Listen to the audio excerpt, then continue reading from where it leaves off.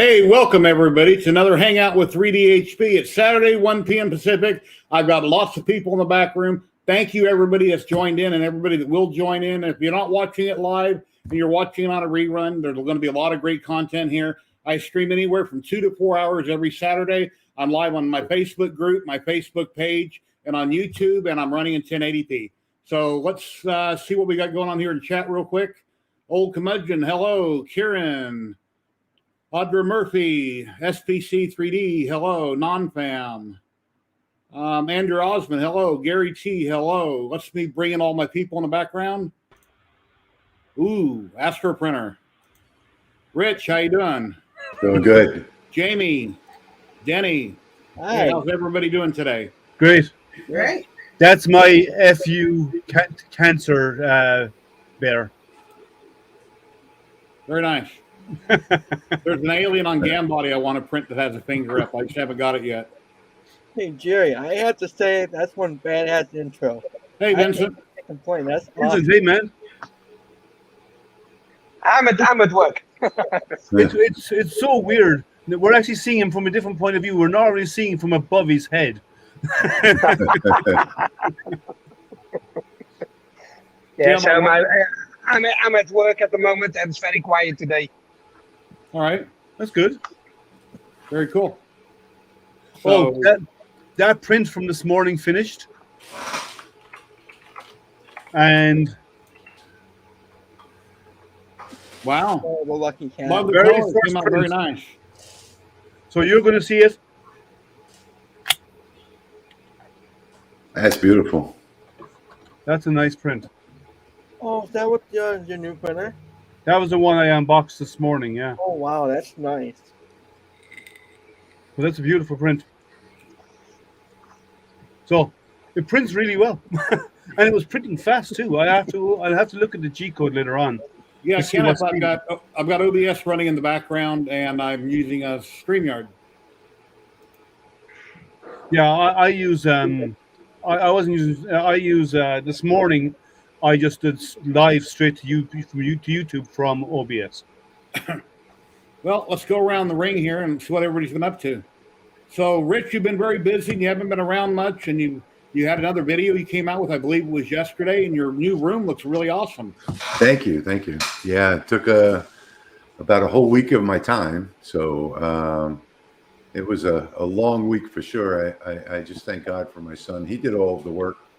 I sort of supervised. I was more of a gopher than anything else, basically just telling him what I wanted. And, he was a godsend. He worked hard all week. He ran 170 feet of wiring. First off, he installed an entirely new electrical panel on the house, which took an entire day in itself. And then ran 170 feet of underground wire out here to the outbuilding and put in another panel out here with a whole bunch of different circuits. I've got 14 outlets in this small room on 3 different circuits. Plus, of course, next door is the wood shop, which is what I used to do everything in before. So we still have to work on that one, and we still got some time to go, but vacation's coming up. I'm going up to Northeast to visit some family for a week. So I'll be gone from Monday morning until December 2nd. And I'm really looking forward to that. Thanksgiving is my favorite holiday of the year. It's really the Thanksgiving, Christmas, and Easter are the only holidays that I celebrate. And but I'll be working pretty hard all through December to get everything finished. I still haven't got my lasers in. We just got the exhaust hooked up over here. So I have 1,000 CFM that's plumbed through the wall. What size laser is that? This one here, right here? Yeah. That is the OMTech 50 watt. Very nice. That's big. Yeah, I got rid of my K40. I gave it to a friend and ordered this one instead. And I still haven't gotten that one hooked up yet. It actually came with damaged switches. So right out the gate, I went on OMTech's Facebook page, and it's a very common problem. Apparently, I don't know why they don't fix it. It's, it's a $5 part if you get a really good switch. So they're But probably they're good for it though. OMTech are great. They will ship you the replacement parts. Yeah, like I don't want their replacement parts. Oh, okay. I went and ordered some, American-made switches for it, so I don't have to worry about it. Yeah. But yeah, I don't want the replacement switches because they're probably going to be just as bad, as the ones that are on there. So I decided to just order them. They're coming today, I think. So, but I also did something a little different. I purchased an ice maker that's going to go underneath it. I'm going to put a shelf underneath, and instead of putting the ice basket into it, I'm going to put 3 liters of distilled water instead, and it'll drop ice every 7 minutes. So that with a little bit of, the aquarium. I already have the Aquarium algicide, water pump. Yeah. the aquarium algicide. A teaspoon of that with that ice maker, and that thing should stay cool all the time for 4, 5, 6 months. I'm Yeah, but the ghetto. thing is- I got 2-liter bottles that I freeze in the freezer, and I drop it in a 5-gallon bucket. And then for small burns, it doesn't really matter. But for anything it's going to be for a while, you have to obviously keep it cool. So I just freeze them. I'd have to take the golf cart over to the house to get my ice bottles. So, I like this because I'm just going to drill 2 holes in the top, inlet and outlet, take the tray out, fill it with the distilled water, and then, 10 or 15 minutes before I start using the laser, I'll turn it on. And, the first layer of ice will already be dropped. And I don't have to bother with it for, But won't that over time dilute the you can't use tap water in the ice maker. You'll have to use distilled water only in the ice maker. No, it's going to recirculate its own water. Oh, out of the bucket? Okay, that's a good idea. Not out of a bucket. It's going to come straight from the ice maker. So I'm going to On my 40 watt, I put a little water wheel on it so I could tell it was moving water. I saw that, Jerry, and I bought one. So Okay. I'm going to put that on as well. Yeah, that way you can actually see it. Because even though you might think it's working, you can't see anything unless you open the bucket, check the hose and all that. Right. But Yeah, Liam, the ice maker is a portable ice maker, so it has no water hookup. So it's completely dry, brand new. All I'll do is clean it with some distilled water, and then fill it up with 3 liters of distilled water. So the ice that it's making is coming from that water. If you were to use it as an ice maker, you would have to take the tray out and put water in every time it drops, a certain amount of cubes when it runs out of water.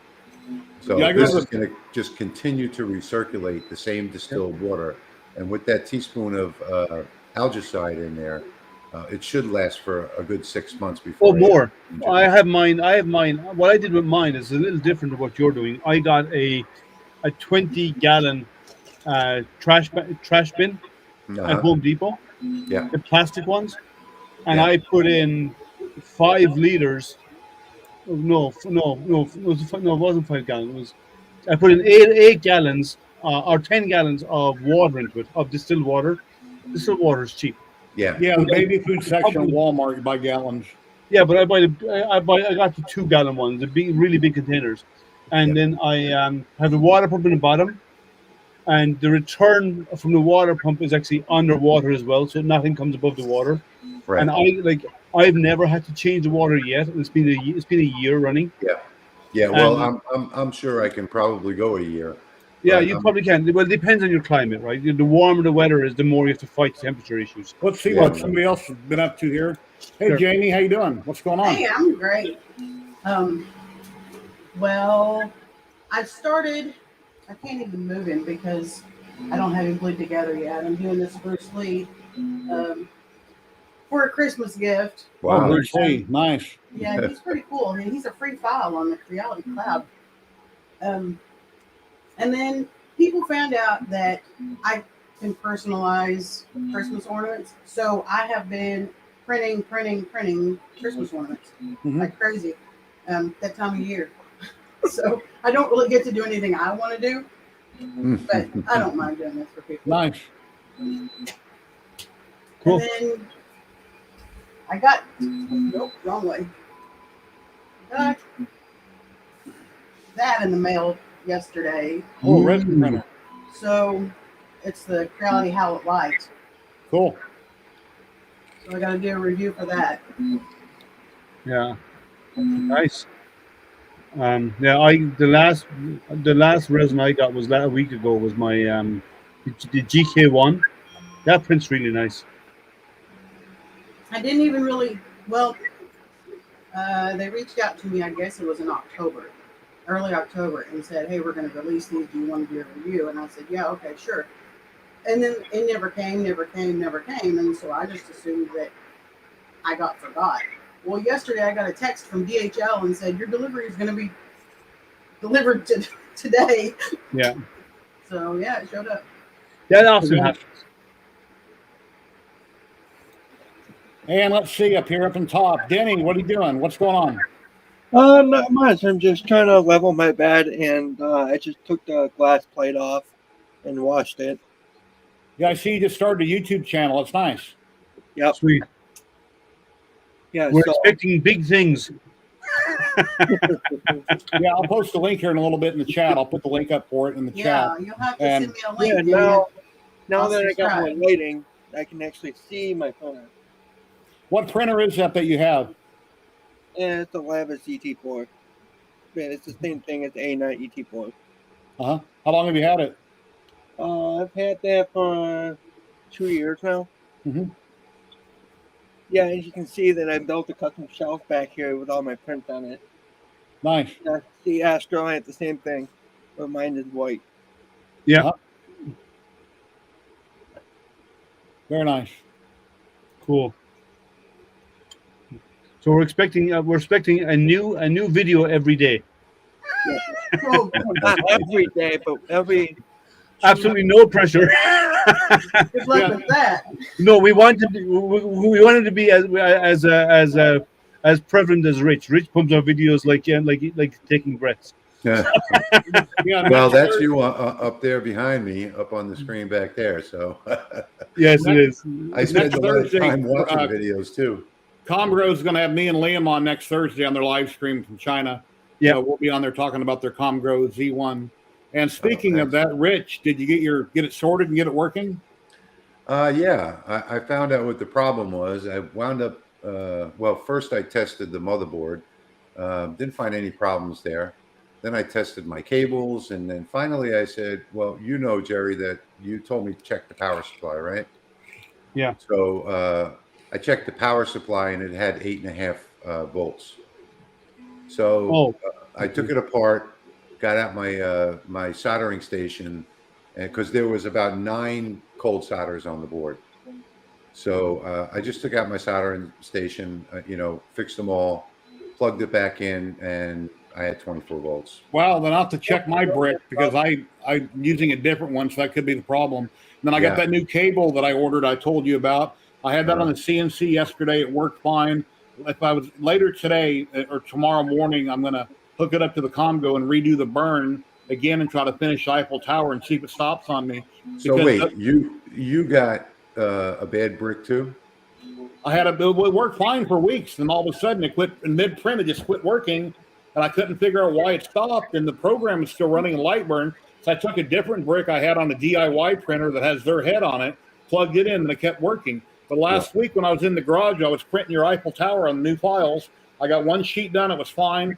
During the live stream, I got halfway through the tallest part, and it just stopped. And I sent a little video to Comgrow, and I took a picture of the Lightburn, and there was no COM port selected. So it's like Lightburn lost its COM port. Why, I don't know. So I ordered the new cable, but I haven't checked it to see why. Right. Well, Dry joints. that's more likely a USB connection problem. Yeah. So, if it stops in the middle and loses the COM port, it's definitely a communication error. Yeah. I remember a 3D printer, Dan. So, Hey, Rich, Dan, my man, what have you been up to? What's going on? I'm good. Just living life. Yeah. And who told you figured that? you guys were I heard streaming, you were a popped in. millionaire for 10 minutes the other day. Yeah, little glitch in the cryptocurrency matrix, and I had $1.3 million for about 10 minutes, and then the algorithm updated itself, and I no longer had 1.3 million. That's You a should shame. have sold it. You should have sold it and withdrew your money Cash instantly. out. He was That in was- shock for longer than 10 minutes. I was trying. I was in there. I'm like, sell. I figured if I could beat the glitch and make the money, why not? I mean, politicians do similar things all the time. Why can't I? Yeah, really. The only kidding, difference I'm is kidding. I'm not looking to like start drama. I was just kidding. no, you're right, by the way. And the only difference is if you do it, you did in prison. If they do it, they get told, don't do that again, and then they're on their way and they keep the money. Very cool. Hey Dan, But no, I'm here. I really like all your interesting TikToks. I mean, they're all interesting to watch. Yeah, I haven't done any in a while. I've kind of taken a small vacation from social media for a while, and saw you guys were streaming. I heard Jerry say if anybody wants to join in. I was sitting out here in the office. It's the first time I've been out here in about 2 weeks, and just sitting here listening while I was just looking at stuff. And Yeah, I heard think you made a post on Twitch something about something. I didn't quite understand it. It's not one of those things I think that we need to hash on. Just simply put, I'm just tired of a lot of the drama, everywhere. It's especially in, I don't want to dig into it. I didn't mean to come here to do that or to bring anything up, but there's too much drama in our community, and I'm tired of seeing a community that I've been enjoying and having fun in, and for the last 2 years has been supporting me, going to hell. I mean, everybody is attacking everyone. Everybody is just, it's like comment after comment, jab after jab. It's like, why? Why do we have to be that petty? Why do we have to be that small? And I'm including myself in this because I'm not innocent either. I mean, we as a whole need to learn to just shut our mouths and stop attacking everyone because we have a difference of an opinion. Like an opinion is an opinion. You should try being a woman. Well, and that's the thing. It's really bad. And that's what I'm getting at. It's like across the board, it's like everybody wants to attack. Like women, this is not my feeling. This is what's said. Women don't know anything. If you want to get an answer, ask a man. A man knows everything. And it's that kind of mentality along with just the way people have been, where it's like certain people are, you're new to the community. There's no way you know more than I do. I've been in this community for 3 years and I know way more. Bull. That's a load, man. Okay. When I need to know something, I ask my wife because she has all. When I go to a doctor, She must be watching. When I go to a doctor, when I go to a doctor, it has to be a woman. I don't want to deal with men. Most women are smarter than almost all men. I prefer to deal with women. They're caring. They hear what you're saying. They try to work out the problem. Most men are stupid, in my opinion. When it comes to something, I resemble that remark. So anyway, that's just how I feel about it. You can ask my wife. Yeah, but I like social media across the board in 3D printing, like in the maker community, has just gotten very ugly. Like I legitimately took Facebook and Twitter off my phone. That way, because my phone is what's always with me. The laptops, the computers, I still have it there. But I took it off my phone because my phone was always in my hand, even when I'm at work or whatever. So it was always in my face. So that constant negativity was always there, and it kept dragging me down. It put a drain on my family. It put a drain on my friendships. I legitimately pulled back from social media for fear of actually losing a bunch of friends. So that's cool. That's awesome, Jerry. That looks great, Jerry. I cut it on the MPCNC as you've seen before, and I filled it with resin. I put a white dye in it. I have a thought in my head, Jerry, for something similar to what you just did there. Oh no, he's got a thought. Be careful. Take the router. Go a little bit deeper through the center, wide enough to fit an LED strip. Drill a hole out the back to pop an LED through. And when you put the resin in, make sure the resin's it doesn't have a lot of dye in it so that it'll transfer the light.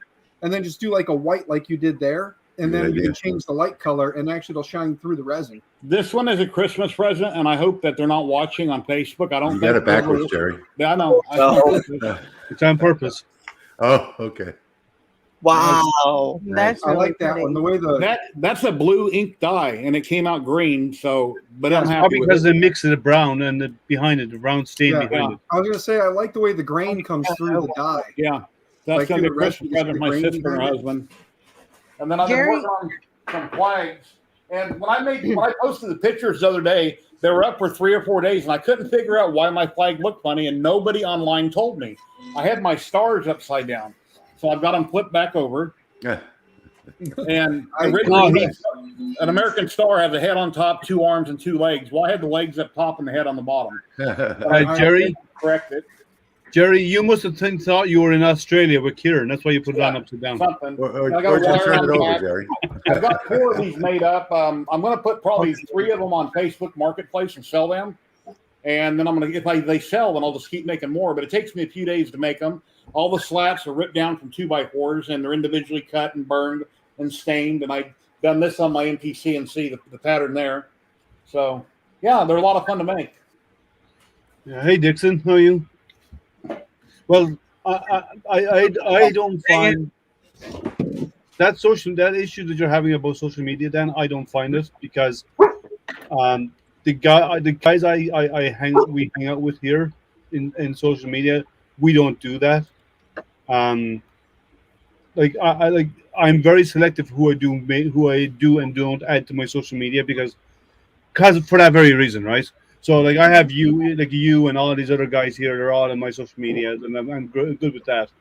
But I always double check people before I even confirm them. Even like I get a lot of manufacturers reaching out to me, and I would say yes to manufacturers just because they're professionals. Like they don't do that kind of stuff. Yeah. But then everybody else, I'm super careful of vetting. I don't have any drama problems on social media. I did have an issue with somebody a while back that was handled privately, and it shouldn't went down the way it did, but that's not going to be discussed. But typically, publicly, I have no issues with anybody. Yeah, I've just pretty much gotten off of social media myself, except for the Facebook groups, the laser groups, the 3D printing, CNC. Other than that, today I had to go on. It's my son's birthday. Wish him a happy birthday, but I haven't been on social media in 3 or 4 months now. Yeah, I only use social media for 3D printing and astronomy. That's it. That's all I use it for. I don't use for anything outside of that. I don't put anything personal on there. It's just who I am. My background is in IT and doing IT security and stuff like that. There's people don't think before they type. That's the problem. They would never speak to you in person the way they type on the internet. And I really don't care who you voted for or whether you believe in God or any of that kind of stuff. Not my You're business. my friend. I made a sign for that the other day that I showed my last live stream. Be sure your brain is running before you kick your mouth in gear. That's that other sign that I made. Yep. Yeah, I like that one, Jay. That's a good saying. I could care less what happens in your house. Not my problem, not my business, man. I live here with my wife and my kids, and I do what I think is best for us, and my wife and I will butt heads. And my wife is the only person who should have any input into my life and what I decide and what I choose. Yeah, because it's but Dan, we are a family, a collective. We are a group. We should have opinions towards what goes on. And but Dan, if you said that on Facebook, said that on Facebook, somebody would come back and say you could care less or you couldn't care less, and that's the kind of stuff that I hate. Mm-hmm. Let's just have a conversation. Yeah, everyone's trying to correct everyone, and I'm smarter than you, and my life is better than you. My family is better than you. I make more money than you. Look at that whole thing about misery loves company. The only reason people nitpick other people is because they're miserable in their own life, and they have to find a way to justify their life by making someone else more miserable than they are. Exactly. And that is sadly what our world has come to. There are 2 movies that explain the society we live in now so clearly that you think it's a joke: Demolition Man and Idiocracy. Watch those 2 movies and tell me the world we live in today is not going down that road where at some point we're going to spray our fields with energy drinks because science and the government tell us that electrolytes are great for plants and that we need to start pumping Gatorade into our crop system. Well, we could just salt them too, for that matter. That's electrolytes. I'm on Jerry's stream. You want to come say hi to Jerry? It's on YouTube. I'm warning you now. So go come say hi. And Jamie's here. Look, there's another woman in the maker community that is here hanging out. See, there's Jamie. That's Sam. Filament 1. I want to roll from Royal Moses over on Twitch like 2 weeks ago. 4-inch filament. Looks red. Is that Sam? Yeah, she's right here. Come on and say hi, Sam. Come on, we all know you. I'll turn this way and look at that color. Yes, I'm gonna turn this red. Down. Orange. It's orange. Why do you look like a bright red? Well, the camera's blowing it out. Old Curmudgeon says hi to you as well. Hello, everybody. Hey, Sam. How you doing? Jerry says hi. Hi, Jerry. I love that color. I kind of think I need it. Thank you. Hey, let me show her a sign that I made for my brother. Oh yeah, here, check it out. Yeah, you're right, old man. I'm just reading your comment right now. This is why I need a CNC. Oh my gosh, I love it. See, he CNC'd it out and then he filled This it is in. why. Okay, so Dan, you come on here. So Jerry shows you the cool stuff Hey, he Karen. does. So then you can convince Hey, your Karen. wife that you need one. That's your game, is it? Is it hard to do that resin, like the pouring of it? Yeah. No, it's not. Don't listen to Lee. It's not epoxy resin, is it, Jerry? Is it epoxy resin or Hey, What Jamie. Jamie, I'm sorry we kind of interrupted you, so I apologize. What were you saying, dear? Oh no, it's all right. me? Oh. Yeah, Jamie. Yeah. Oh no, I was just asking Jerry if that was epoxy resin. Yeah, Oh, okay. Yeah, two-part 'cause- resin, 2 bottles. You just mix it together in a little cup. Pour it out. Critic, you remember Critic, the guy that was sitting by us at Murphy? You know, if Now, you want to Chairman, what are you light doing that here? up, You should be at a concert. you can buy fairy lights Critic. and There. put the fairy lights down in your resin with some UV or down in your base with some UV resin just to hold them down, and then pour epoxy resin right over top of them. Yeah, to make it. And Yeah. it'll light up. I wonder if I could put a hole inside each letter, if it would glow the whole letter or only light up that spot. It only light up that spot because it will not transfer the light like you're expecting. So what you'll have to make it glow like you're expecting. The light needs to be at the end of the resin because then it gets refracted around the shape by the outer perimeter is what it would do, and it would only glow at the outer edge. Yeah, kind of like this sign does. Like that, yeah. Yeah, where So- it beams up through it. Well, Yeah, the beam goes through, but only illuminates where it interacts where the surface is changing. So that's what would happen with that. So you for what you want to do, you're better off to embed it, like Jamie said, in there with a drop of UV epoxy to harden it to hold it in place and pass the lights out through the back, and then pour the resin over it and have it semi-translucent. So then it would glow. Now white, saying that white will glow if there's light inside white. It will glow bright anyway, because it's very good at diffracting light and scattering the light through the white surface, as long as it wasn't too deep. And I do have some fairy lights I use for another project. I have some of them laying around somewhere where they're not a strip. Oh, here we go. Now lit up. Yeah, that looks great. if you get the ones that have the little remote, then you can change the color. Yeah. You know, for whoever it's for. That'll be what Richard will be doing next now, and he'll be doing stuff like that, Jerry. Yeah, on his K50 or his 50 watt. I've actually done a bunch of those already on the Ortour on the 5. Yeah, but the difference is your K50, right? Your 50-watt laser will now cut the acrylic for you as well, which your diode can't do. No, my diode did it just fine. I coated it with black paint. Oh, you painted it so first? Oh yeah, I used the tempera paint or whatever. Front and back. On front and back. Yeah, front and back. I have to wait till after Christmas, but I will own a K40. I got too many other people that need Christmas gifts.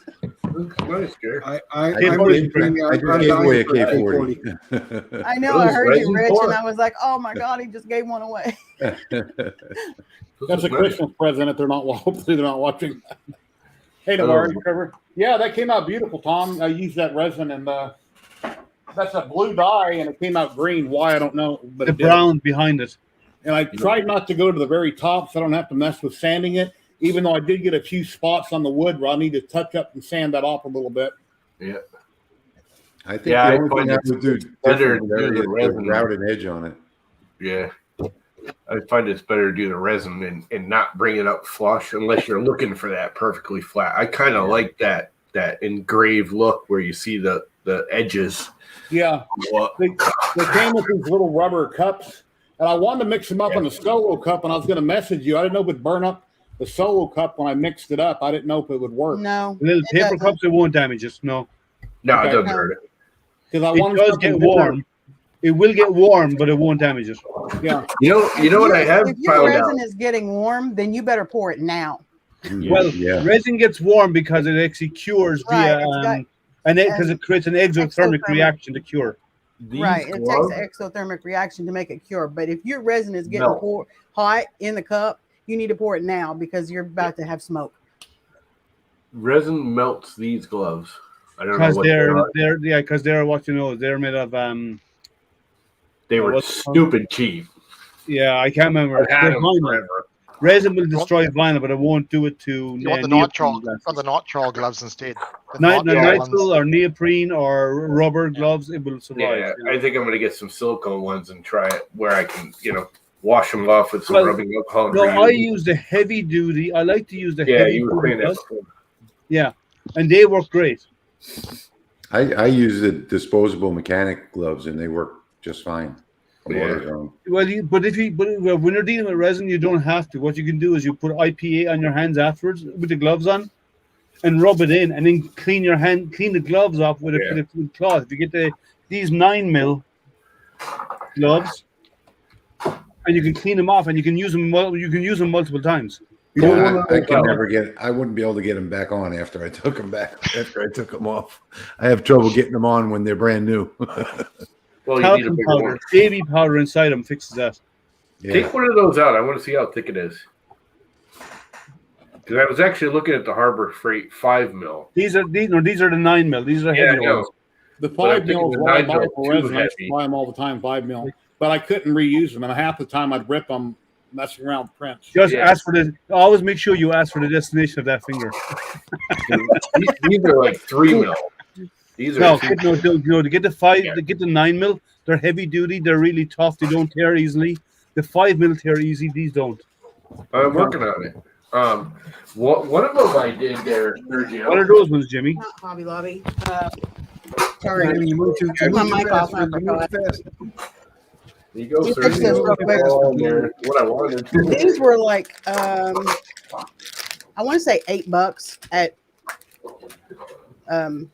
Home Depot. Home Depot, yeah, and they're like super thick. These are the only ones that don't like fall apart. $8 for how many? 40. Okay. It's still kind of pricey, but it's not terrible. It's kind of pricey, but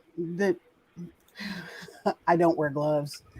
Really, I got some resin on my leg when I was pouring. It ran down the cup. It dripped on my leg. It didn't burn or hurt. I just wiped it off. Everyone is different. Everyone is different. Some people are more reactive to resins than others. Yeah. Some people are, like I know one guy. Actually, he did a video on it. I was trying to find a video, but he ended up in hospital with 3rd-degree burns because some spilled in his pants. He was moving his resin printers around. Some spilled on his clothes. And he was busy doing so he just wiped off the heavy stuff and kept going. It absorbed through onto his skin, and it's semi-cured a little bit, right? Because he was moving stuff in from outdoors to indoors and so on. He ended up in hospital with 3rd-degree burns on his leg. Wow. I've heard some people will be like, "Oh no, it doesn't bother me. It doesn't bother me," and then all of a sudden one day it does. It's like weird. Yeah. It's like allergies to anything. Like you may never, ever have been allergic to shrimp. You could be eating shrimp all your life. One day you go out, you turn around and you eat shrimp, and that's it. You have a bad reaction. That never happens to me. Allergies can be developed over time. I can't live without shrimp and oysters. Hey, boys. How are you? I'm good. How are you? Did you finally get that beast working yet? Yeah, it's working as we speak. So, it's not working great, but it's working. So, well, we can't blame the printer. We know they can print well, so we can't blame the machine. yeah. So I finally got the acrylic panels on it. I made my own spool holder system. Yeah, it's working good. I mean, it looks sweet. Yeah, it's got some weird, some stuff I got to figure out. I think it's out of skew a little bit. So. Oh. And did you how noisy is your ventilation on it now with the panels up? Would you hear it at all? No, it's pretty cool. It's pretty quiet actually. Well, Dan left. And did you put the accelerometer on the print head? I did. So it has the Duet 1LC tool head on it that has the accelerometer into it, which I had a wire break because I suck at crimping, and I went to go fix it, and on the board I put the positive where it said VCC and the ground where it said ground. Apparently the board I had the silk screen was backwards, And so I actually blew that board up. I had to get a new board. But yeah, I got the one with the accelerometer in it. But the firmware is not out yet, so I'm waiting for the official release because I tried to update to the beta software, and it basically froze the whole thing up. I mean, it was a nightmare. I had to basically wipe all the electronics, all the firmware off of it, and try it with a Macintosh, try to figure out how to get the firmware loaded back on the Duet, which is not easy. So, well, Tim, he redid all of his with Clipper, and he's using one of the new High Zero W2s. Right. And he's got it working. He's got the accelerometer and everything running on it. I was going to say. Oh, yeah. I have the other accelerometer type, the one that the Clipper uses, but I just haven't. I don't know. I haven't jumped to the Clipper ship yet. When I built this with the Duet, I had issues because like Mac was still kind of iffy with the Duet. I bought this one that I put it in there when Duet was still new. Right. I had to use a Raspberry Pi to get the firmware onto the Duet board. Yeah, it wouldn't there's work some with the Mac. there's some workarounds, but it's definitely not great. So I ended up having to. I bought a Microsoft Surface, like an old one, and it was so funny. I hooked the Microsoft Surface up to it. Boom! It wiped it, loaded the firmware on it. I spent 2 days working on it. And the Surface had it done in 10 seconds. But I'm using a Raspberry Pi as a single board computer because the Duet 3 doesn't have any Wi-Fi capabilities. So it uses the Raspberry Pi as the Wi-Fi. And it's virtually like any other Duet. There's no difference. I thought it was going to be more like Clipper, but it's not anything like Clipper. It's still Duet 3. So I may be trying that. I would like to try that. I want to try the input shaping from Duet first because I thought that was the only thing I cared about. But the more I start reading about, like Clipper's got this thing on this 500 millimeter bed, which is really cool, is that it has a plugin that if your print is only 80 millimeters wide, it will only probe the bed around the perimeter of what the print volume is, if that makes any sense. So if you have an 80 millimeter print, it will actually just probe 100 millimeter cube around it instead of probing the whole freaking bed. That takes 2 hours. And that stuff like that is like, I mean, that stuff's super smart. I mean, you're just mesh leveling just the part you need, not necessarily. I mean, it trams the bed, but the mesh leveling is only where you need it. Do you still get the same number of points in that smaller grid? I don't know. Dude, I don't know the first thing about Clipper. I just thought it was kind of interesting, reading about some of the plugins they're making. And really what kind of got me thinking about it was I was watching that Nero 3D, that enraged rabbit feeder thing. I mean, it's amazing that thing is just strings and strings and strings of macros, just tons of these macros that are automatically playing to do tens of thousands of tool changes in a print, and it's super accurate and reliable. And it's like, I mean, you can do macros in Duet, but it's not super easy to understand how you utilize them properly. How you call them, how you call up the macros. It's not super easy to me, but I don't know. I'd like to try Clipper. I might do that on the Soul Spot here. I might try that. Greg's Maker Corner and I have been talking about maybe clipperizing the Lowell spots. Yeah, I'm going to put Clipper on my Ender 5 Plus. He said he's going to put Clipper on his Ender 5 Plus. Everybody. Yeah, those of you who don't know, Lightspeed is my translator. He said I'm his translator. I know everybody's looking confused. Hey, Rich, on Thursday, me and Liam are going to be on Comgro's live stream regarding their laser. I'll be sure to plug you when I'm on there with your channel. Okay, and be sure to tell them that you had a problem with your brick, and I had to repair my brick, even though I know Sue over there knows that. Yeah. I've already communicated with her. Yeah, I haven't gotten an answer. So yeah, I talked to him like 20 times about replacing the brick, and then I had that other problem, so I added that problem to it, and they said no, light burn dropped connection for some reason. So I bought a new cable, and I'm trying to work it out. But and Jerry, let me touch on something that we missed earlier was you're not the only person that had a problem with that Eiffel Tower file. Yeah. So I was thinking it's the file because I had like 5 people, well, like 500 people have it. And I've gotten about 50 really good comments on it. But I have some people that say just can't do it.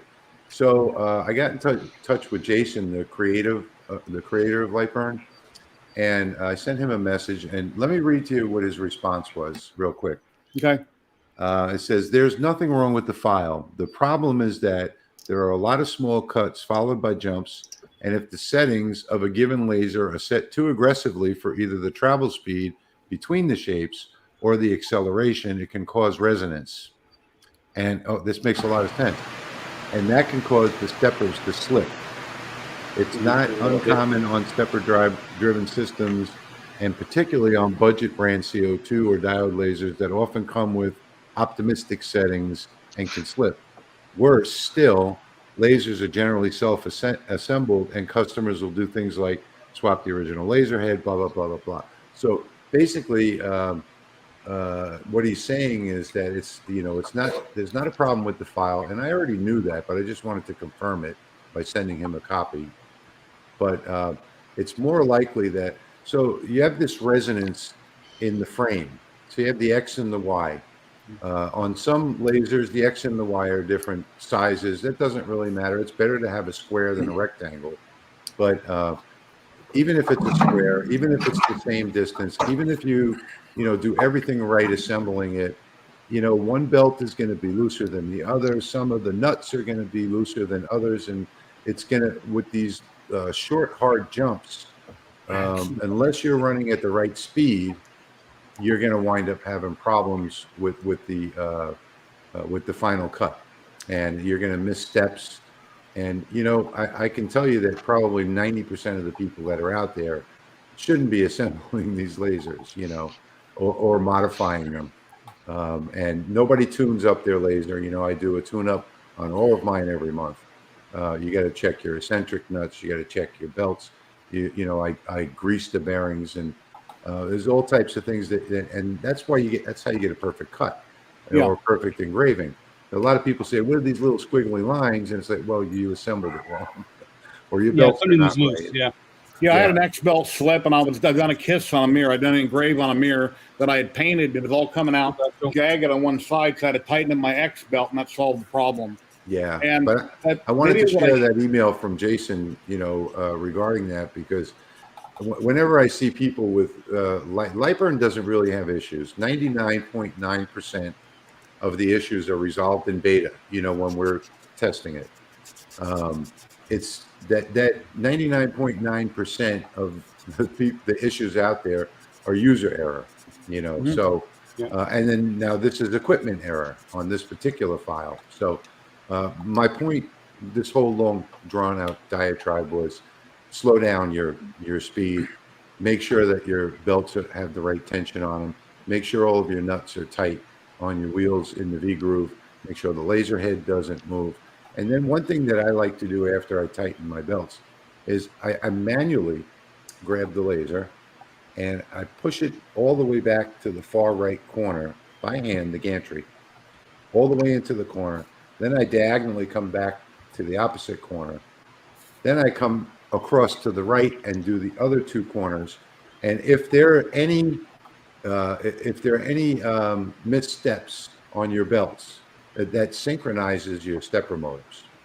So and that's something I do once a month.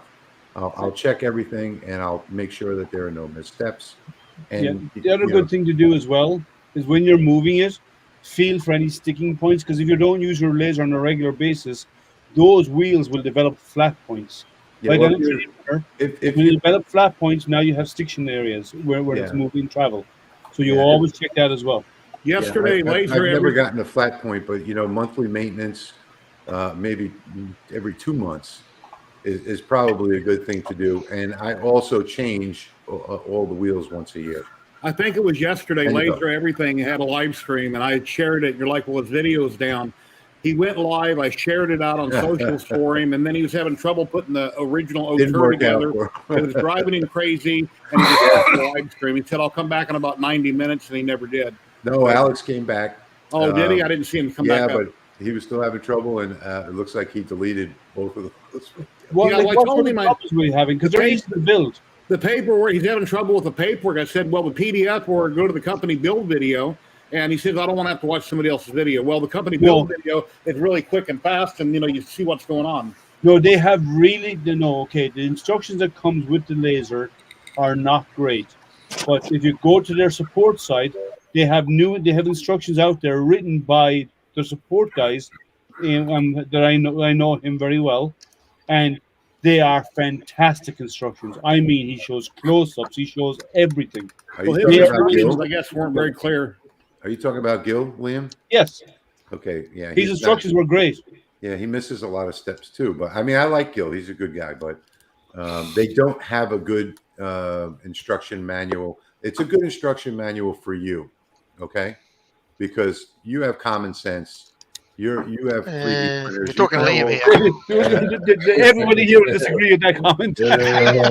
Okay, you know how these things work is what I'm trying to say. So the people, the person that's brand new to this, getting into the hobby, the person brand new to this, getting into the hobby, is not going to have that experience. So. No, but his new instructions for the Laser Master 2 are really good. Oh, I haven't seen. You mean the Pro? No, he rewrote the ones and all the way through step-by-step guide. He even showed you close-up of how to orientate everything and everything. Oh, okay. It's really good. Yeah, for the LM2 Pro, he did a really good job of it. All right. Okay. Yeah.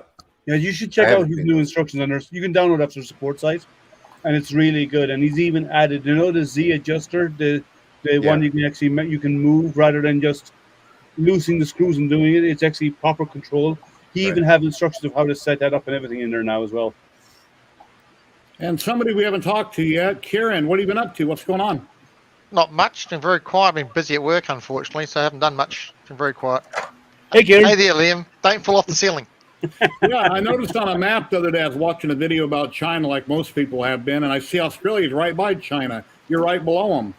It's we're right below, but it's from Australia to China to Beijing. It's direct flights, about 11 hours. Yeah, you're pretty close. Yeah. You're the bottom of China. Same thing. But pretty much they own half the country the way things are. Yeah. Yeah, it's not like America. What Rich was saying, it's the same for FDM printers or resin printers. Any printer's the same. Out of the box, they're all easy to use. Allegedly, they all require learning. Hey, they all require some maintenance. The one I built this morning was it took a bit of work to get it assembled. This is the finished print out of it. First print.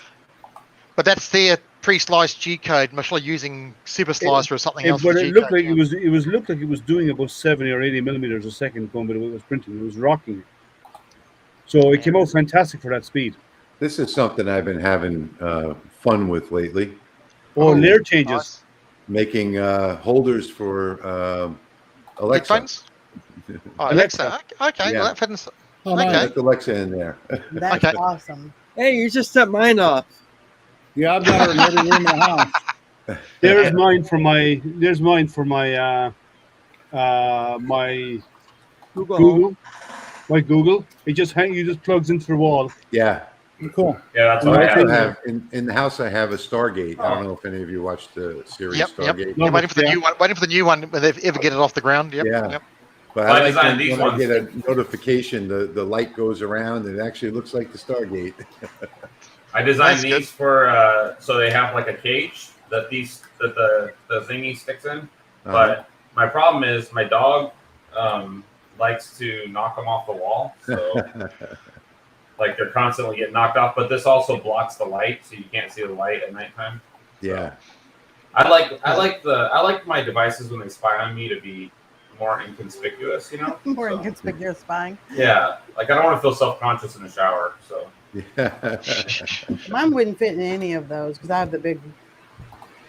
The tall one. Jerry knows, but we all know Jerry knows size isn't important, so that's okay. I've got a tall one behind me in the living room. I got the square cube. It turns on the TV. It turns on the living room light.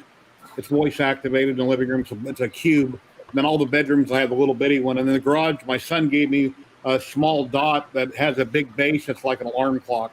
And that one plays fairly loud. The small dots, as you know, don't play music that loud where the tall one does. So, but I don't ever use the stereo no more. I just have Alexa play whatever I want. So it looks like the old man got a Z1 with 2 defective rollers. Yep, imagine, yep. Yeah, I mean, I've never seen a defective roller straight out of the box before. Well, sometimes it depends on how long it's in storage during transportation. Yeah. Then he got younger. The wheels do flatten out. Yeah. We see them on 3D printers all the time, and you just move it, or you just use it for about a week, just doing printing crap. You don't care how good the quality is. Just and to re-drop it back in again. We'll round out. I'll be right Yeah. back. Yeah. It's sitting in storage, sitting in a hot spot in the back of the truck, gets dropped off, it'll bounce it, and you'll get a flat spot. Yeah. Or in Commander's case, it could also tighten up the offsets. Then he must have kicked himself out. Yeah. He said he'd be back. He said he'd be right back. Oh. Llama, what have you been up to, man? I haven't talked to you in a long time. You talking to me? Yeah. Yep. Talking to you. There's only one Llama on stream. I'm talking to me. I'm in the middle of analyzing something I screwed up, and now I figured out where I screwed it up. I'm playing with my CNCs mostly. Yeah, in the garage. Trying to make money. I'm gonna Are put you? a whole bunch of crap on freaking Facebook Marketplace, hopefully tomorrow, and see. What if are I you can putting sell on there? Like cutting boards and stuff and clocks? Yeah, or? I did a couple. I don't know if you saw the cutting board I did my sister-in-law. I did. And I saw the clock Chris Riley had. That's cool too. Yeah, I did a clock like that for my mother. I've got 2 cedar clocks I'm going to get ready to cut pretty soon. In fact, you can see. I don't know if this is a good design I or wonder not. what I could sell these for on Facebook Marketplace. If I can share this.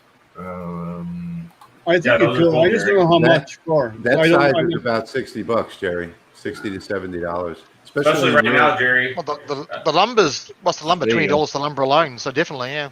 Yeah, Well, you can get pallet. a military base. You can make those flags like that out of pallet wood. I mean, you can get shit like Yeah. pallet wood. Hey, So, Ron. Yeah. hoping to Hi, make how this you guys doing? Hey, Ron. cedar trees Hi, Ron. All right. out of cedar. Oh, hold on, guys. And I think that'll look kind of cool. But it wasn't cutting it because they're not connected. Oh, wait. You know, all of these lines here aren't connected. They're actual individual points. So when it went to cut it, it said, oh, there's a whole bunch of little stuff here. There's not one big long line. And I just figured out how to connect it.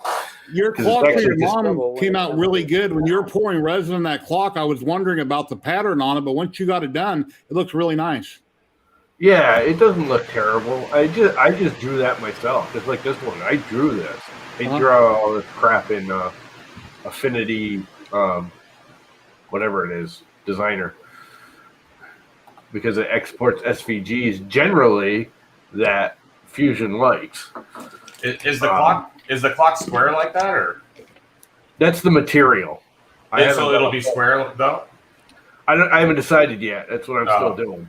That gray, dark gray block, bluish gray block is the actual chunk of material. That's what I have to work with to cut. So I'm kind of just playing with it to figure out what I want. I'm probably going to make it round from the looks of it. I think brown would look good because I kind of like the round ones better. Shape is round. Yeah. So Llama, you did that to start. I mean, you did this obviously to start making money, right? You and your brother. Yeah. Well, my brother did. He wants to retire. I mean, he basically is already, but he's still working 3 days a week, and he just doesn't want to anymore. He doesn't want to work for anyone. He wants to come over you guys here. sold any? Are you selling anything yet, or no? I haven't sold anything, but I have had a couple people since that cutting board go, I want one, I want one, I want one. So I actually made 2 more. Always a good sign. And I'm going to put them on Facebook Marketplace for like $120 and see what I get, you know. They're going to go quick on Marketplace. My flag, I figured I don't $100. know. And There's if I a put them on lot. Etsy, I'll go $125 on Etsy, free shipping US. Yeah. I'm not going to do Etsy yet just because it's so complicated to get it set up proper. And they take so much money. Facebook Marketplace is so cheap. I don't think Etsy takes that much money. Oh, I know. Yeah, they don't take anything. Yeah, eBay takes a lot of money, but Etsy's like 20 cents for a listing, and No, yeah, 20 cents for a but it listing. is complicated though. But then they end up taking like 30% of your profits. I had a $300 model on Etsy. Yeah. I had a looking $400. into it. I had a $400 model on Etsy. I had it knocked down to $300 because they promoted it as being on sale. By the time I got paid, I got $176. But there's a difference, right? So if you use their marketing and their ads, yes, they do. But you can budget it. You can say only $5 a day or $10 a day. And the reason I know that is because I'm selling those AirTag cases, and I've probably sold 200 of them by now. I sell them for $30. I'm hearing such an echo. And they take the shipping out. Other than that, I get all the proceeds out of it. Now I sold a model last week for $300. Free shipping US cost me $24 to ship it, and I got $256 out of it. So they didn't take that much out of that sale. But then again, I wasn't having it on sale where they were listing it and doing this and doing that. So they didn't kill me on that. That's just it. With anything like cutting boards, the market and those cutting boards is so simply saturated on Etsy. Yeah. You don't use their marketing tools, which you pay for a rather large amount. I think they make more money on their marketing tools than they do. No, they absolutely do. Because just posting something on Etsy is like 20 cents. It costs nothing. If you type in cutting board on Etsy, Irene. not exaggerating, you literally get like 10,000 hits. The other thing that sucks is they don't vet out the people that aren't truly making their stuff. Yeah. Because there's a ton of people on Etsy that are clearly having stuff professionally made, Yeah, or just buying stuff from China, shipping it over and Reselling it. selling it on Etsy. As homemade. But Hey Ron, what have you been up to? I don't know. I got this. I'm like hearing everything, and I don't have anything turned on to hear it. I don't know what's going on here. I can't. I'm like hearing 1,000 things in my ear. Your How's the water heater, Ron? I got to stop out of here a second.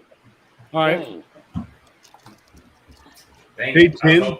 Hey, Tim. We're going to get a water heater update. Damn it.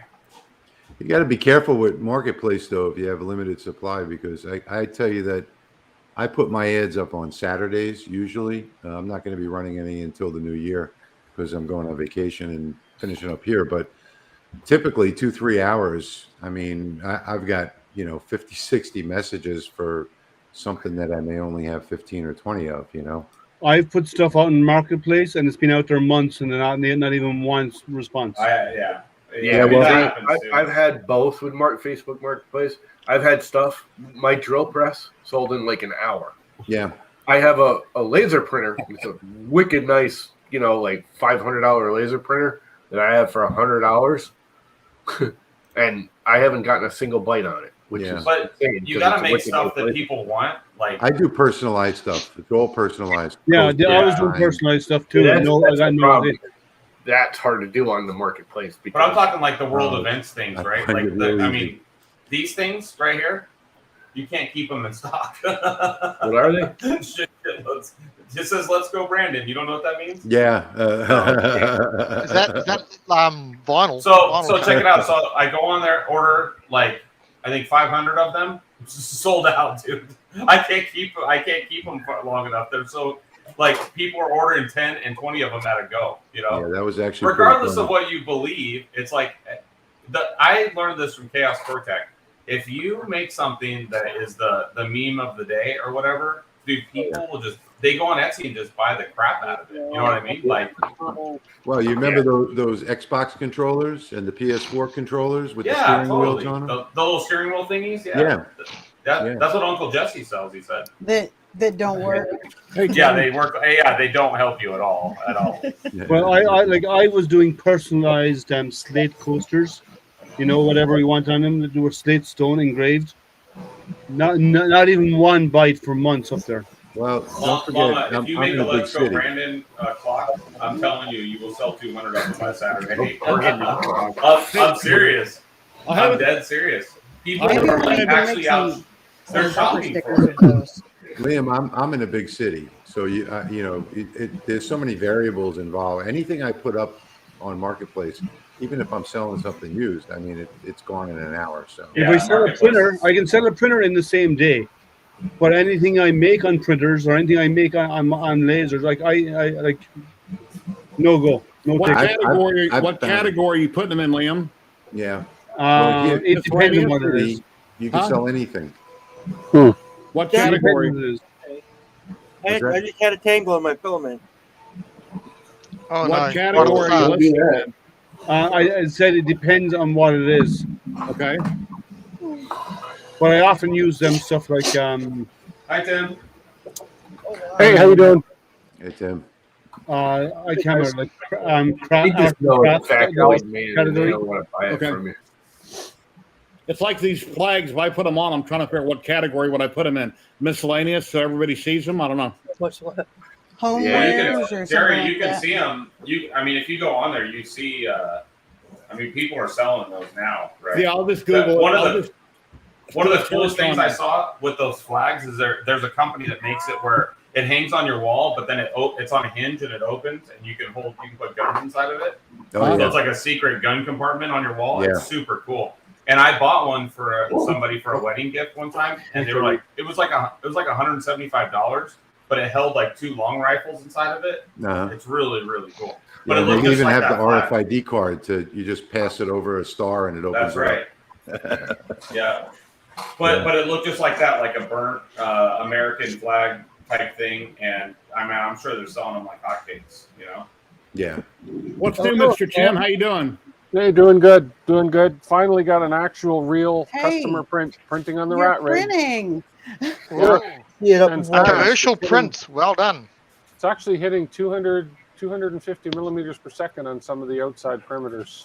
That's nice. Are you still using the V6 or? Yeah, that's the V6 hot end on it. Yeah.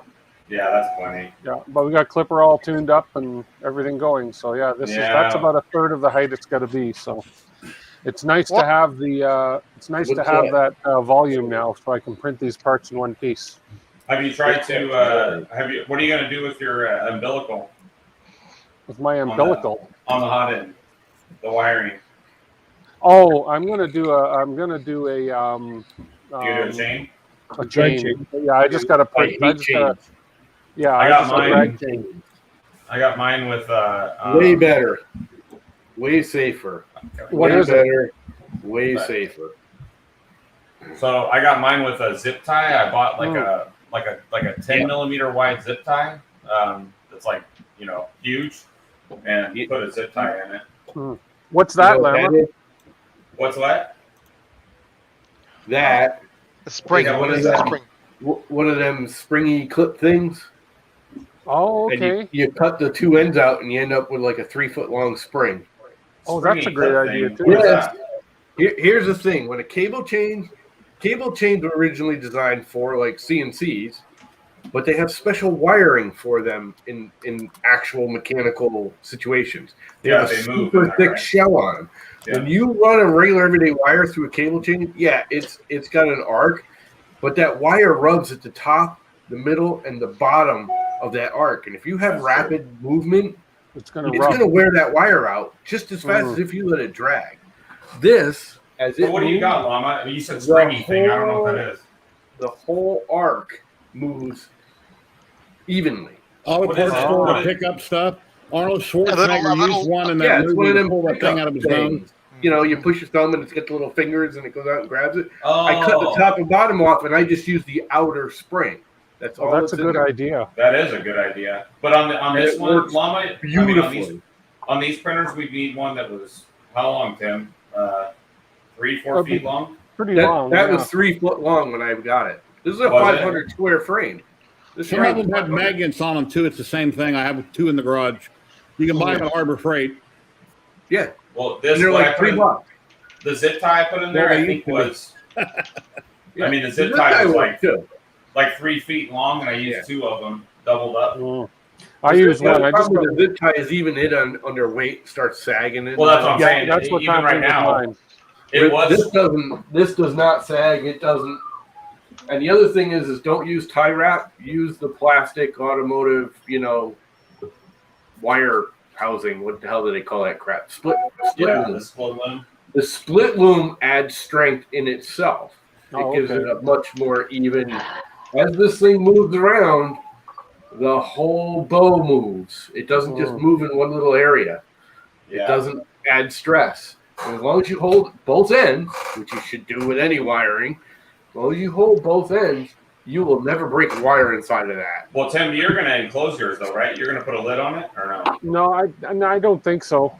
I don't really have a need to enclose it. I'm going to put a side on it, and I may put front doors on it, but I'm going to leave. I think I'm going to end up leaving the top open. Yeah, me too. But that lid, if you have that lid, you almost have to use a cable chain. Yeah, if you're going to do a lid, you do. Either that or you can do like Ultimaker does, because they have that big idea.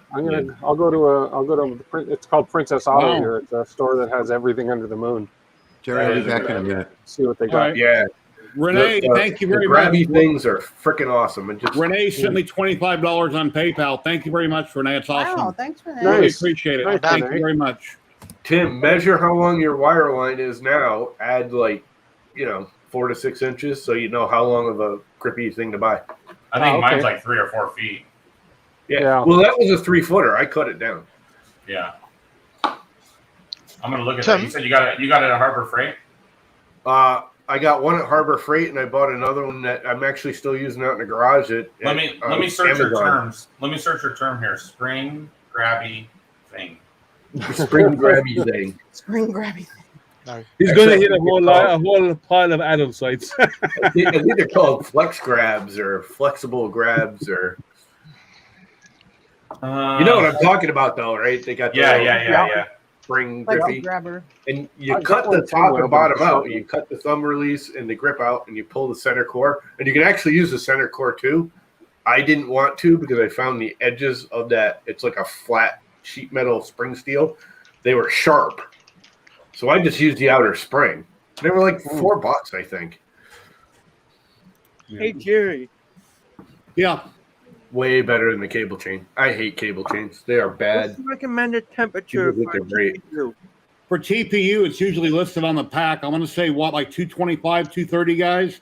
It depends on the brand. Ninja Flex is around 235. Standard no-brain TPUs are maybe 220. But you have to dry it.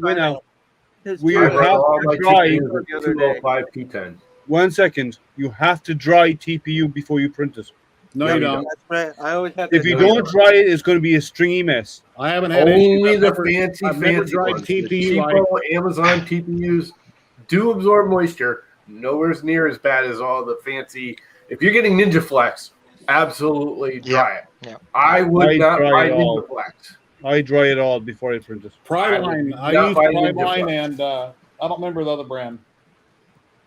I buy that Zorro crap and a couple other off of Amazon, stupid cheap. Never. It's sitting out right now. It's on the printer. I printed all those cracks in TPU. I didn't dry anything. It worked fine. Yep. Llama. That thing that you're talking about is a bolt grabber. Bolt grabber. There you go. That's bolt grabber. At Harbor Freight. Search what non-fan says. You'll get a whole pile of the magnetic and the gripper. The It's for springy, grabby thingy. I tried that. It didn't work. What No, you have Llama to say, said? you have to say springy grabby thingy that works with blue tape. Thank you. Is that right, Llama? Thank you. Yeah, they do work with blue tape. See, you have to add blue tape. So I That works with typed blue in tape. springy, grabby thingy, and Oh yeah, she's I right. actually It's got called two. if you look in bolt grabber, that's what it comes up as. But All they're only kinds of them on 24, Amazon. 24 inches. I mean, You that's can like get longer that's like ones. this big, You get- right?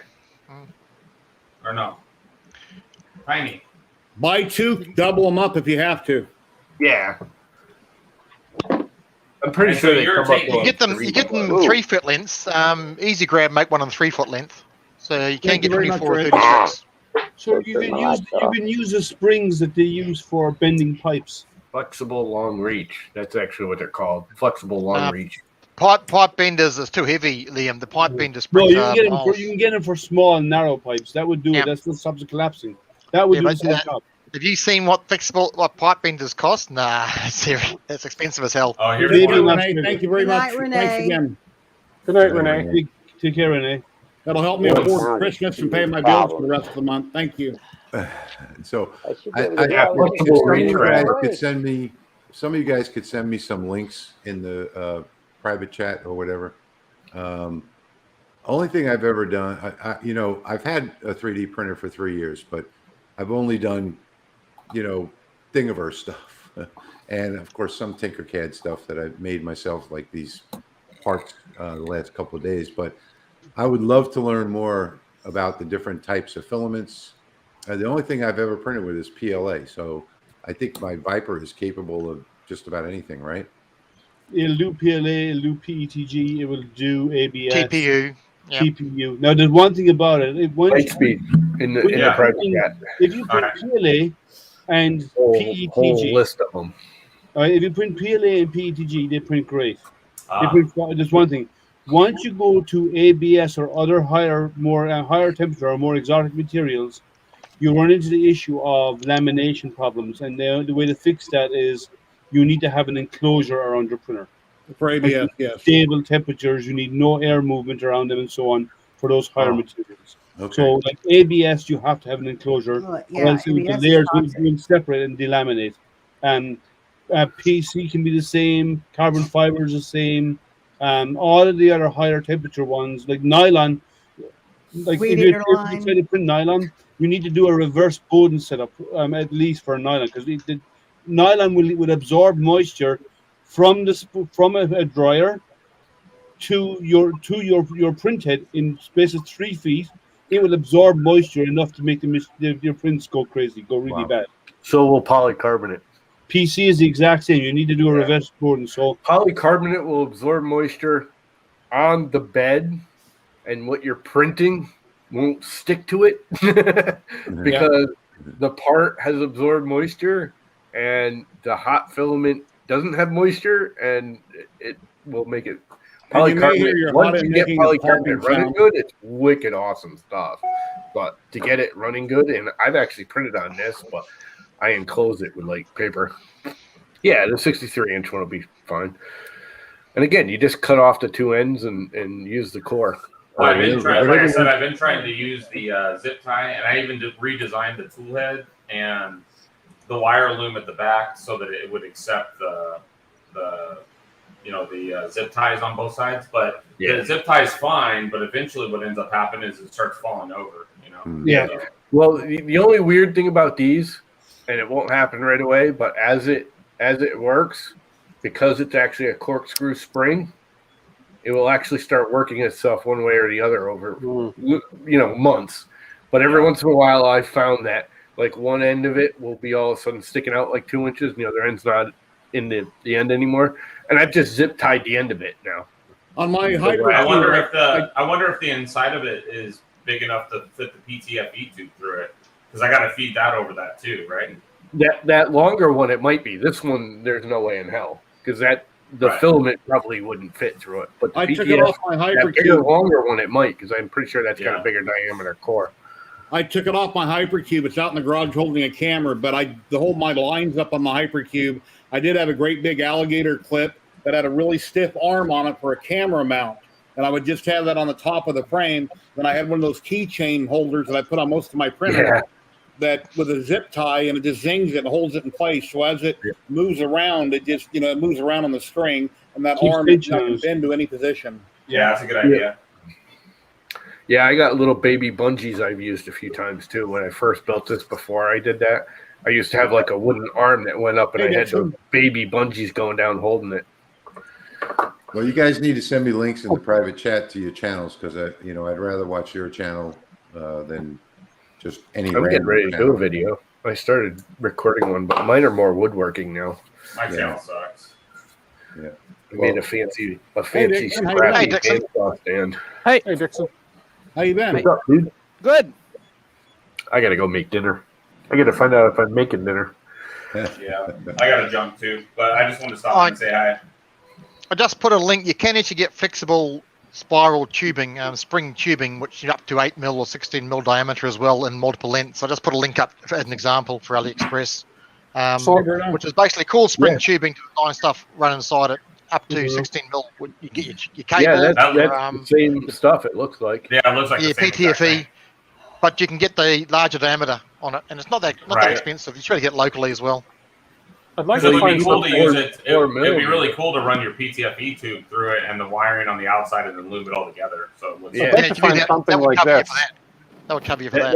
That actually isn't a bad idea to run the PTFE tube inside of it. If it's what's standard PTFE is only 4 mil outside, right? Yeah, so the outer's like 4. You fit in there. Yeah. The smallest one. I wonder if Tim bought the new Prusa tool changer. No, but I'm looking and I'm saying if you see these little swirly swiggly things on the tools, right? Those are flexible metal rods that go up. That's how they're handling their cable loom, and I'd love to find something like that. Well, you know where that came from? That came from the E3D tool changer. Has very similar things to this. It doesn't have the wobbly part. But are you getting one, Tim? No, maybe next year, but no. But I did like the heated bed design with the segmented heated bed option and the fact that it'll only heat the area you want. That was quite a nice idea. Yeah, but it's a little misleading because it can only heat the outside first, not the inside. All right. So that's number one. So it kind of implies like if you're planting a benchy, you can use that one tile. But that's not true because the way the beds expand, it's got to expand from the outside in, right? So that's number one. And number two, anybody that's had a Prusa has changed. I have in my multiple thermistors because they go underneath and you got to tape to the bottom. When I saw the bottom of the bed, I thought that is a lot of freaking that is a lot of thermistors, man. And does the machine know which thermistor is bad? Does it? But don't you know Prusa's bought their own thermistor company? I wouldn't be surprised. They have. Well, the printers. Yeah. Here's my stance for the XL. It's a cool idea, but it there's a lot of complexity added to that bed. Do you need it? That's the $1 million question. Well, let's hear it, Liam. Well, my view is, why would you buy that when you can buy a rat rig for the same price? Exactly. Because I don't have to build it. You can add a tool changer to the rat rig if you want. Yeah, but that's not who Prusa is going after. Prusa is going after people that want to buy a printer that just works. And but that's $4,000. I can tell you right now, there's no fun in that light speed. There's no fun in that. The rat rig does my not view just on work. You have to make my it view on it is, can it pay for itself? And that one's more expensive, so I'll say it's got to pay for itself in 2 to 3 months, or otherwise I wouldn't never buy it. 6 months max, yeah. Yeah, there's no way. It's got to pay for itself at least in 3 months, or I would not buy it. It's a pretty, honestly, when the 5 tool chit, the fully loaded one, $3,600 that's not a crazy price. I mean, when you look at the E3D tool changer, I mean, it's got a single lead screw, a single rail bed, and it's nice too. But it's super outdated. Sorry, light speed. But if you think that's not a crazy price, you're earning far too much money. I'm not saying it's not a crazy price if you can pay for itself in 3 months. I'm not saying it's not a lot of money, but 3 months is a bit. You have to really charge a lot of money for it.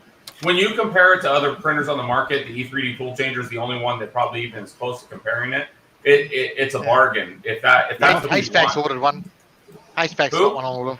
Haystack. Sergio just ordered one. That XL. This is my attitude toward it. Like anything Prusa, they are going to take care of it. Like anything Prusa, when it first comes out, and anything with all that new technology that they're trying to apply to it, it's going to be a troublesome POS for the first year. Well, because the reality of it is half that stuff it doesn't work yet, and where Llama is dead on. I bought my MK3 originally when it first came out at launch. It had jam detection. It could detect. It advertised it could detect the filament moving through the hot end. Can you believe that? Blow your mind. If you get a jam, it's going to know. If the nozzle's clogged, it's going to know. If there's none of that shit works today. It's just software and sensors. That's all. Well, back then, they were using a laser sensor, and they found out pretty quick that it only worked on black filament. And if you need support from Prusa, they're there 24/7, and they'll get the parts to you in two days. My point is, my point is a lot of that stuff they had high hopes, and then it got iterated out, and some of the stuff I see in there, like the no Z offset, they're going to take it out of the firmware altogether. I promise you, that will be there. There will be some form of Z I offset. bet that. Hello, Bitty Boop. Because what they're doing is exactly the same thing CNCs have been doing forever for their zeroing. And I don't know why that hasn't been a thing since the beginning of time. Because my CNC does that. And I know, but they also have a machine bed, right? Like the Prusa is using PCBs, maybe one of the most unreliable surfaces. Yes, I agree with that. I hate their PCB bed. There's just no way. There's just no way that you're not gonna. I mean, I watched the interview with Joe, and he said that most load since the cells are usually ones and zeros, right? And they have theirs are actually variants, so they can detect just microscopic little movements of pressure. But the reality of it is there's going to be so many variables in the machine. I mean, look at the frame design. I don't think it's going to ship with that frame design, and the reason is because that frame design is like from a delicate. It's delicate from a design standpoint. I mean, you got two arms sticking out like this and no support. Even Boron can't pull that off. They're only sticking out on the end about that much, which is no problems for bearing. Yeah, it does have upright, but it still needs a cross beam going across the front. Well, what Dixon's is saying is that it's using the linear rails as arms, but it's still not triangles. What you're talking about, you can put all the sensors and programming and software you want. What you're talking about is exactly why every one of my production machines has a mirror on it, because that's flat. Yeah. Once you tune it in, you only got to tune your machine. I tune my machines in maybe twice a year. I might have to level a couple of them. And just for the record, I'd like to say I'm a massive Prusa fanboy. I've got Matt in the back room from. I like Prusa too. Does anybody want to drop out? I can for a while if you want. I'll drop out. That's fine. I'm actually going to drop out because I got to go make dinner. Shit, we're all dropping out, Jerry. Well, I do have to go. I got to go find out if I'm even making dinner. Thank you. I'm going. Thank See you. Jerry. Jerry said in the chat if we all drop out, he's gonna have to talk to his wife. So don't. Hey, Matt. Hi guys. Hey, Matt. What's up, man? But yeah, I'm a huge Prusa fanboy, and I've had some trouble with money in the last 2 weeks. So I'm shocked that I haven't put my down payment yet. But it's just not, the money situation isn't great right now. So I'm gonna have to wait. Where did Jerry go? Jerry dropped out as well. That's good. You're right. Oh, damn, he's back. Yeah, I clicked the wrong button. I was trying to pop Matt in. Hey, Matt, how you doing? Yeah, how's it going, Jerry? Where'd Llama go? Yeah, Llama. Just for the record. Hey, Brandy. That means I won the. Hey, Brandy. That means I won the debate. Brandy. Hey, Karen. Whoa, she says hi, everybody. Hi, Kieran. I'm special. That hurts. Come on now, that I'm hurts. special. I go to school on the short wheel based orange bus. We know you're special. Don't worry about that. We know that about you. You could argue all day about Prusas, and they're awesome machines, but I can do the same thing with a King Rune, and I can buy 4.7 King Runes to one Prusa. I don't know.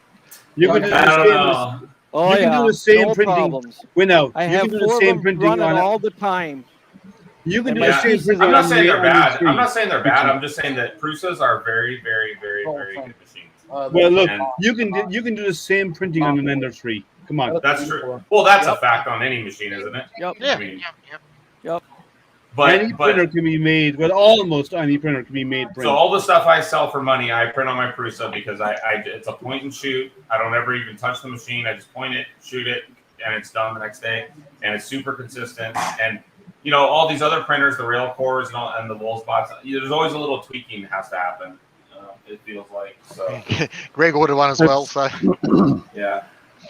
It's funny you mentioned King Rune. Jerry, remember a long time ago I said I got an extruder in the mail. No clue where it came Didn't from. know what it was. Yeah. Yep. Well, it turns out, remember it was damaged. I had to fix it and all that. Yeah. Well, it turns out it is a Titan extruder for the King Rune. Whoa. Okay. Isn't the King Rune like a Prusa Mini or no? It's the one arm. Yeah. Cantilever style. So I finally figured out what it's for, so I'm going to put that on my king room. So, did you order it, or did you actually order it?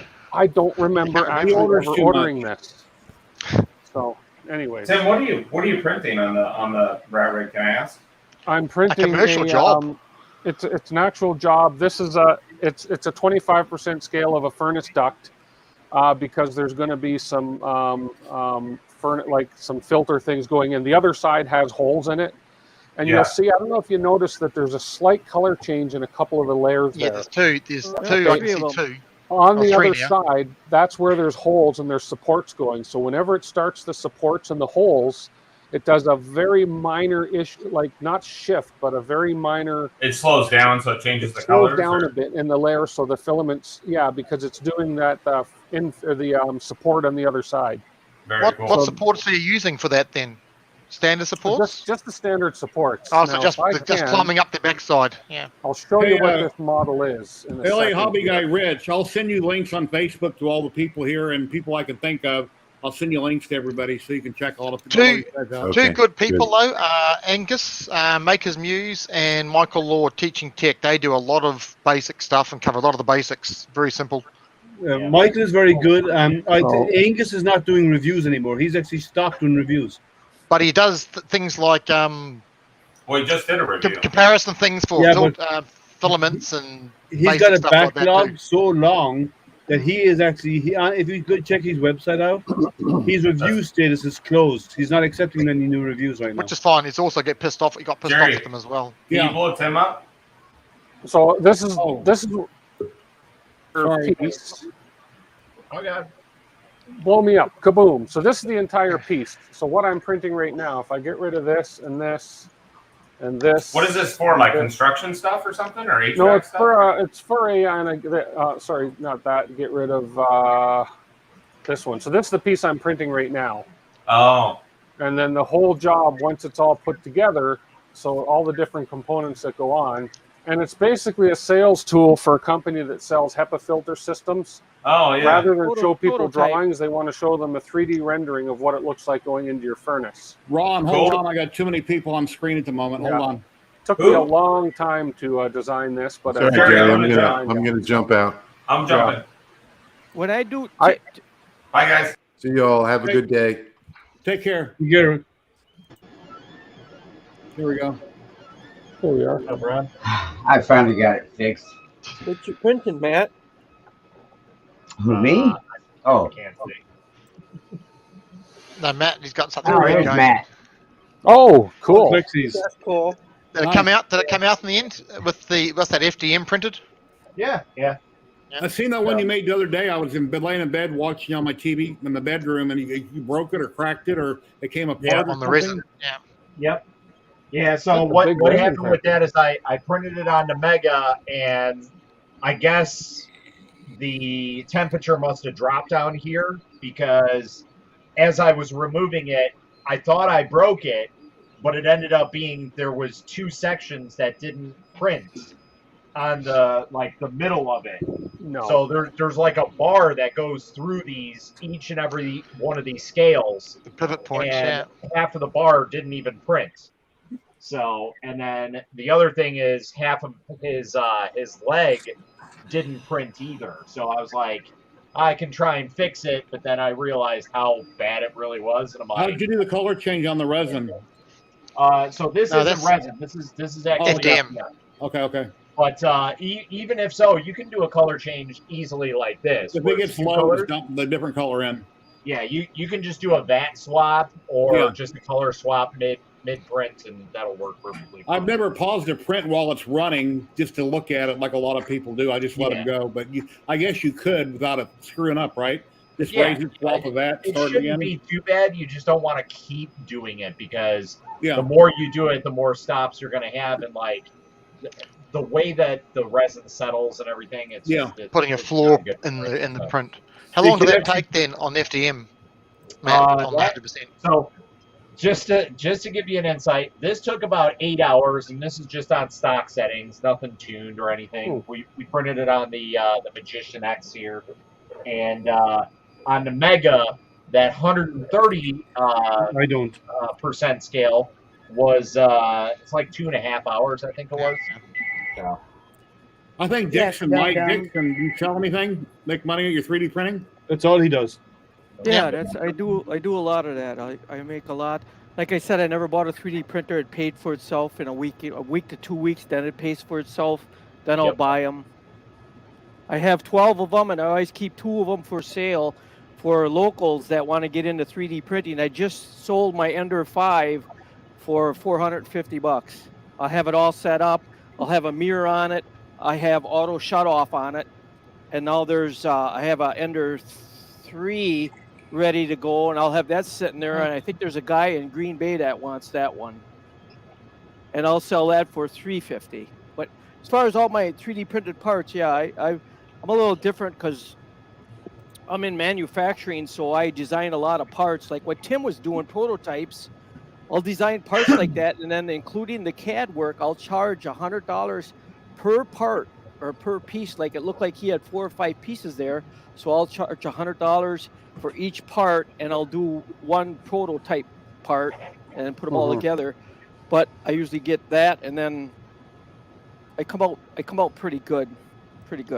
Like these brackets here, I have 10 of these on a plate on a CR10. They come like this because I got them so they connect, and then I just peel them off, and it's got a wedge that goes on an angle, and these clip. Now there's got to be maybe, I don't know, I'm thinking maybe a nickel worth of plastic, but I get $18 a piece for these. Nice. And they clip on conveyor belts. So every 10, I'll turn my CR10s on.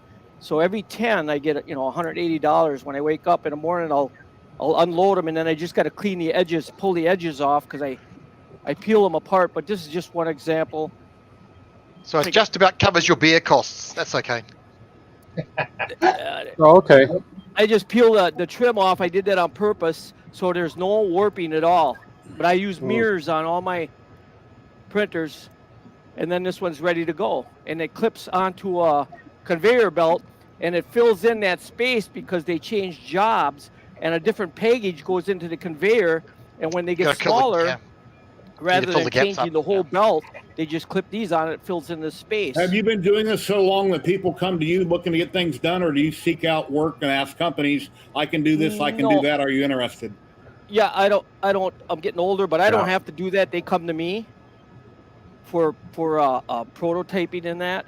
But initially, how did you approach people, or did you contact them initially? No, it spread. I started making parts down where I work, and then it's got crazy. It spread like wildfire. And then I make some brackets like this for these air guns for training dogs. Them 3 sets of brackets right there, I probably got I don't know, maybe a quarter worth of plastic. There's one here, and here, and then the straps go through, and I get $15 a set for that. Nice. Oh, no. I just printed 250 of these, so that's about 4,500. Wow. And then I have a different customer where I designed a slitter blade system, and I started printing these blades, these plastic units, and I press magnets in there, and then the slitter blade, a razor goes to that, and then I started through. So I get I charged them $28 a piece for these. Now that I got them, I had to make a cover for safety for those. So I designed a plastic cover. I'm looking for the video here on a plastic cover for that, and that I charged $12 a piece for those.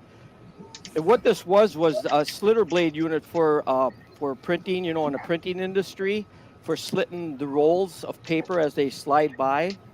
Yep. And they wanted $30,000 a company for each slitter module. So I designed this, and it saved them a ton of money. Yeah. And I got a cover. I got a video here somewhere on my. But yeah, I have fun with my 3D printers too. But I have to. Oh, here's the video. I make money. Here's the unit. Oops, that's hard to see. See, the cover slides and protects them when they reach in with their hand. Yep. It slides over that piece. Well, that's about a dime worth of plastic, and I charge $12 a piece for those. But it's similar stuff like that I. You find your niche. I mean, once I started doing that, then other companies were coming to me, and now I'm to a point where that's why I don't have a YouTube video or Facebook or YouTube, because I'm not retired yet, and I just get buried with work, so I'm not gonna. I don't go out and get it. I just have people email me and text me. If I can sell these small flags, I'm gonna make some 5-footers, make them a lot bigger. And of course, you should. A lot more, but years ago, I've been doing this stuff with lasers and all this. I built my own machines for 40 years, but I would charge $89 for that. Now at the price of wood, what I do is I wouldn't buy wood for that. I would get scrap wood, and then you come out okay. Because if you had to buy the wood for that, well, you got to get $129 for that. I bought 2x4s and ripped them down because 2x4s have a rounded edge. I ripped that edge off the 2x, and I'm ripping everything down. But if you go buy 1x2s, they bend left, they bend right, they're warped, and it's cheaper to buy a 2x4 and rip them down and make it. It's just a lot more work, but if you got a bench planer and your ripping saw, I don't have a planer, but I do have a chop saw and a table saw. Yeah, but if you had the planer, you get $80 for that easy. Yeah. If I ever come up with enough money, then I can buy a regular planer, like a DeWalt or something planer. So this is a job. Nice.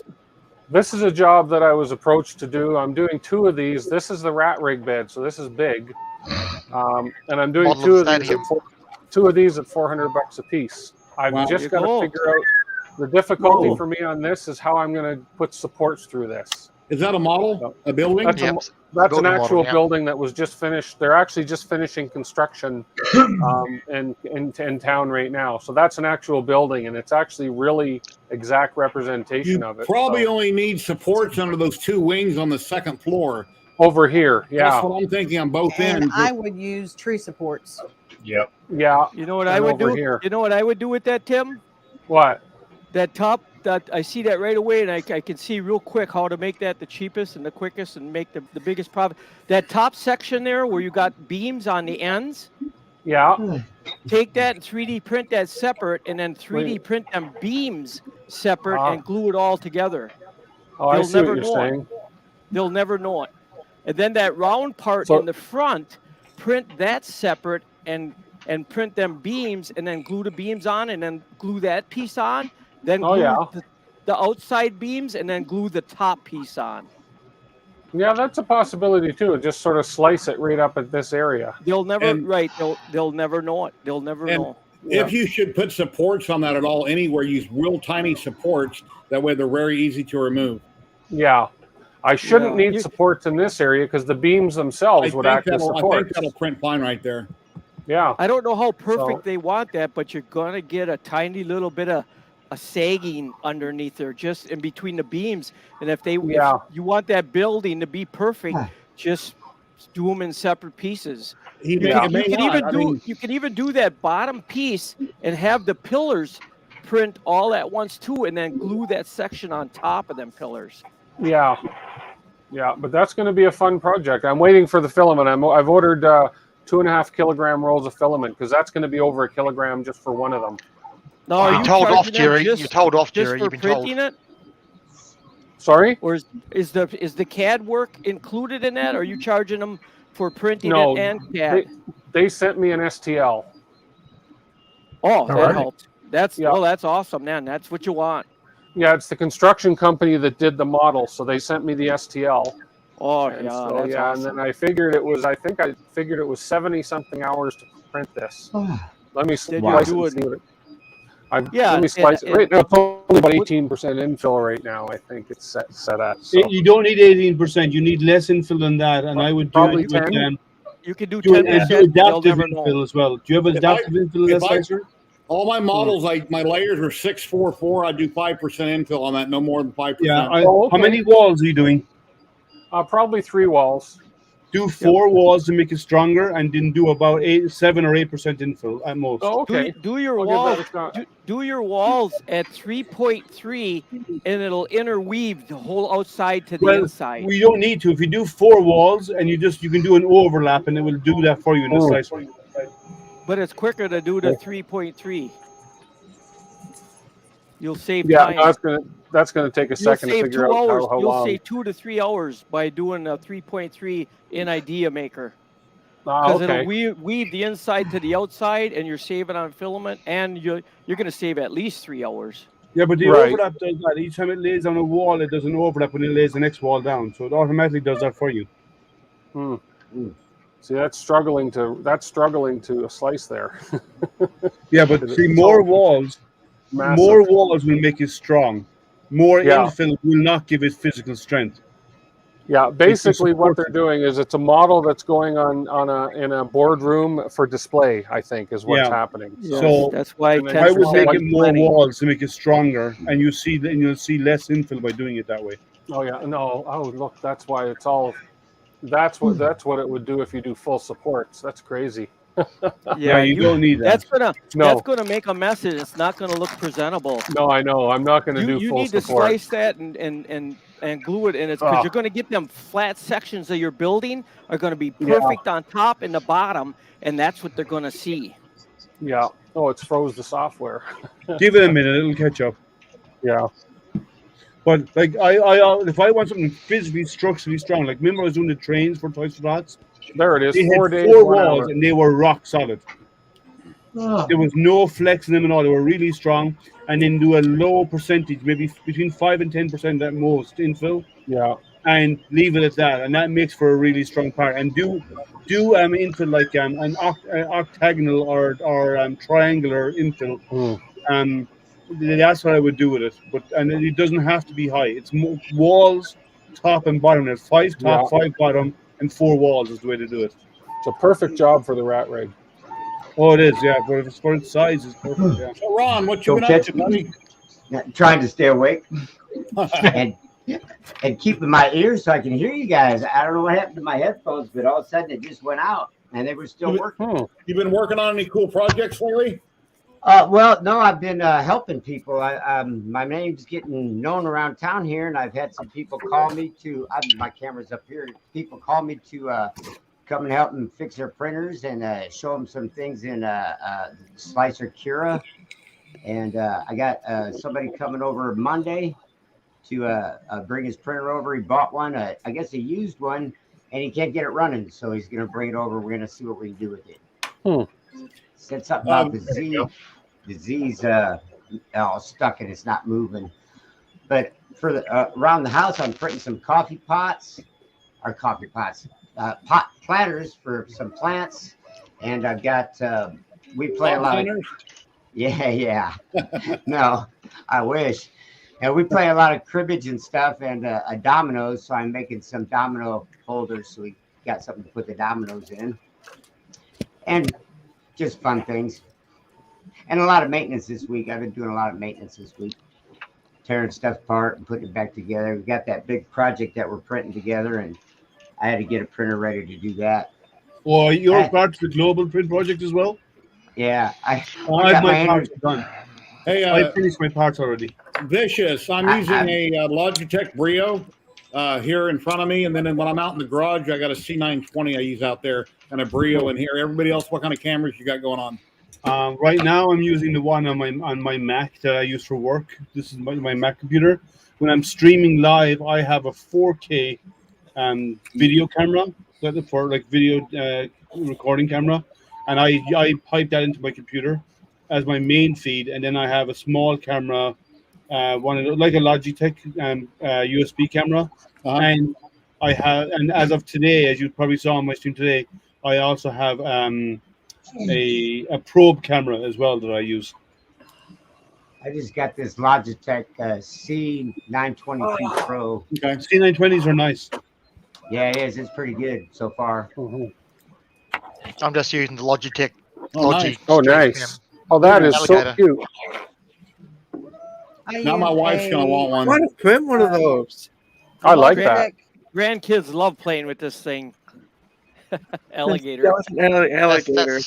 I'm not at the grandkid stage yet, so. Yeah, I've got two. I'm a grandpa, unfortunately. I'm not my oldest, and she's not at the point where that's happening. So she's enjoying her life too much while she's free because she lives in Hawaii.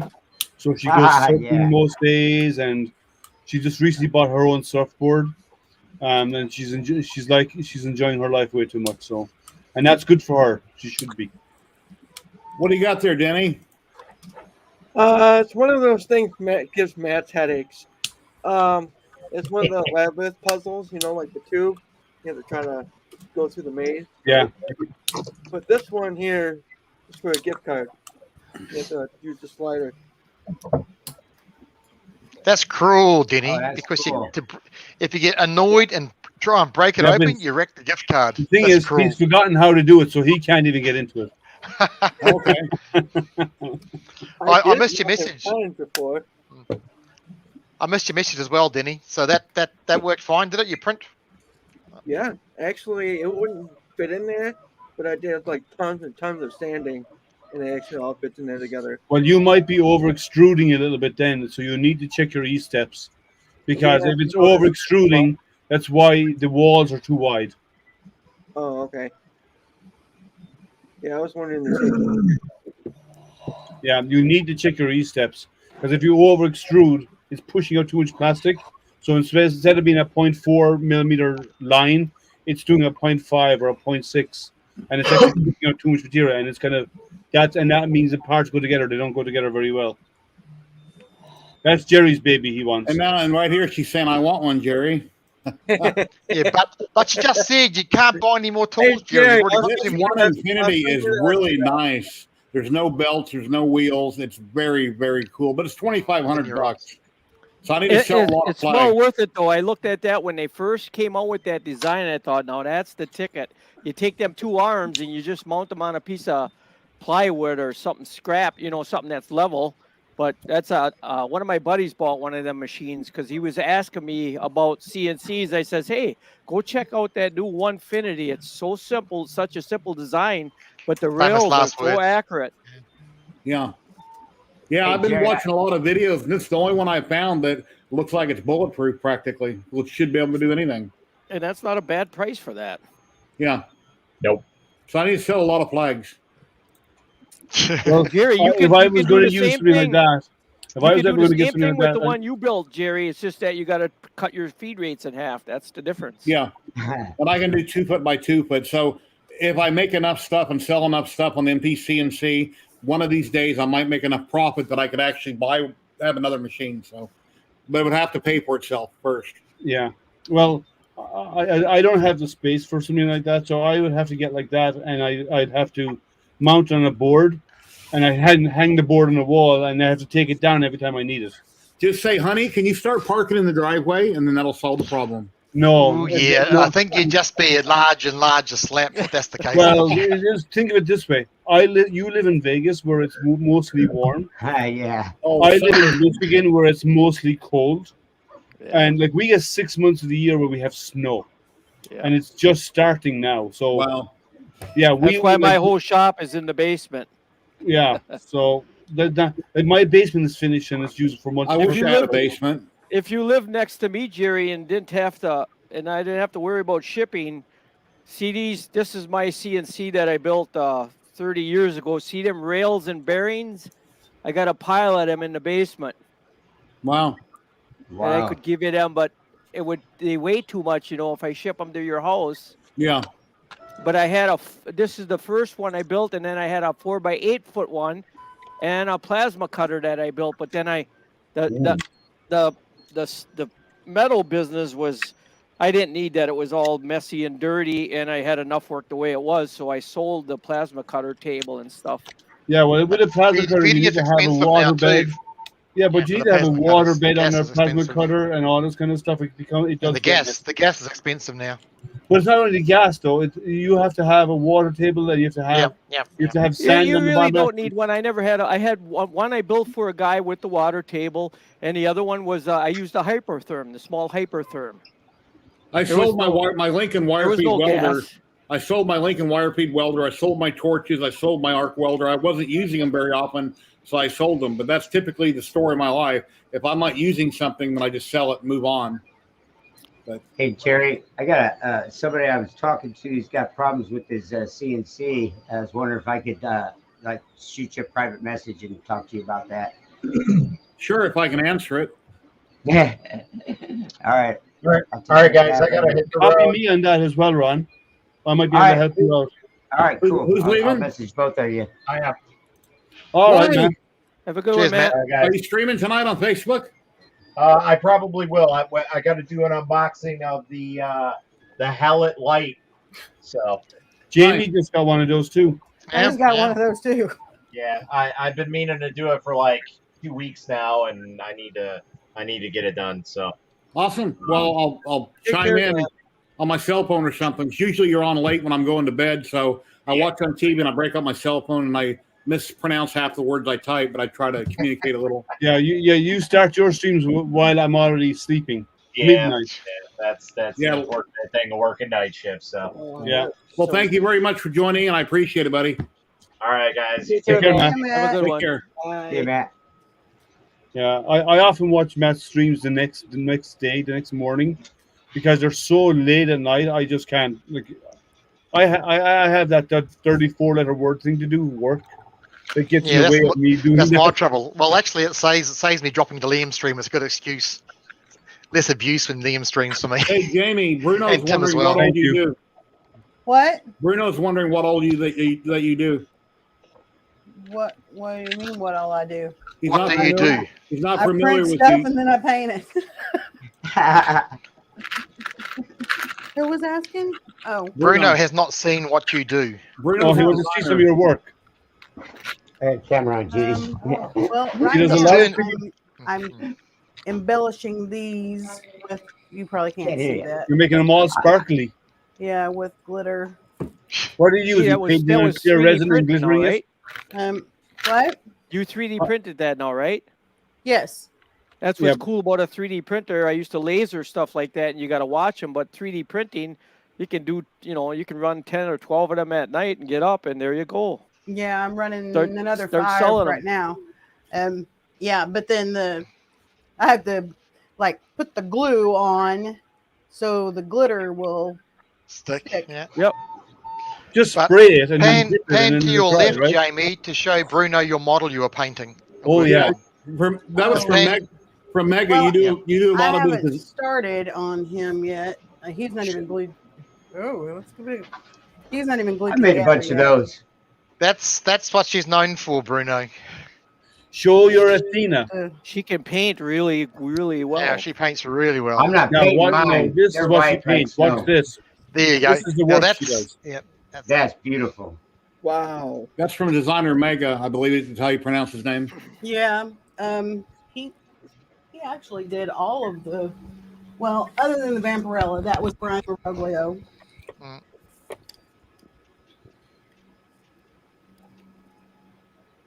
That's nice. Yeah, that's great work. That's real good work. I used to print and paint a lot of stuff for Dennis Moore a long time ago, and occasionally Sanex, but it got to be too much trying to meet a weekly demand to get this done and get that done, so I quit doing it.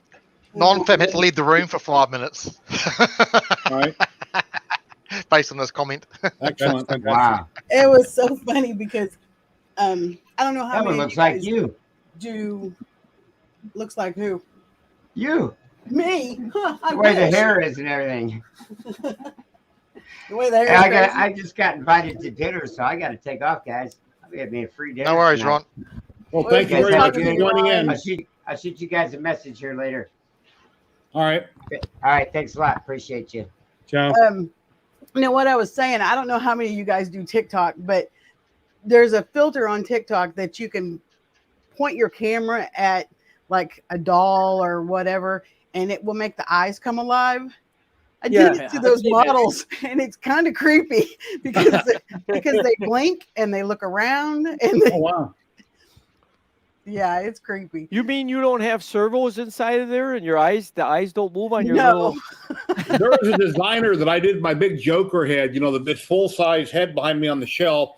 And when he listed that, the designer from Mexico, somehow you've all seen it, how they can take an STL and somehow it looks around and it talks and it moves. And it's like, how in the hell do they do that? Yeah, there's like the actual model plugins where for they're that. live and talking.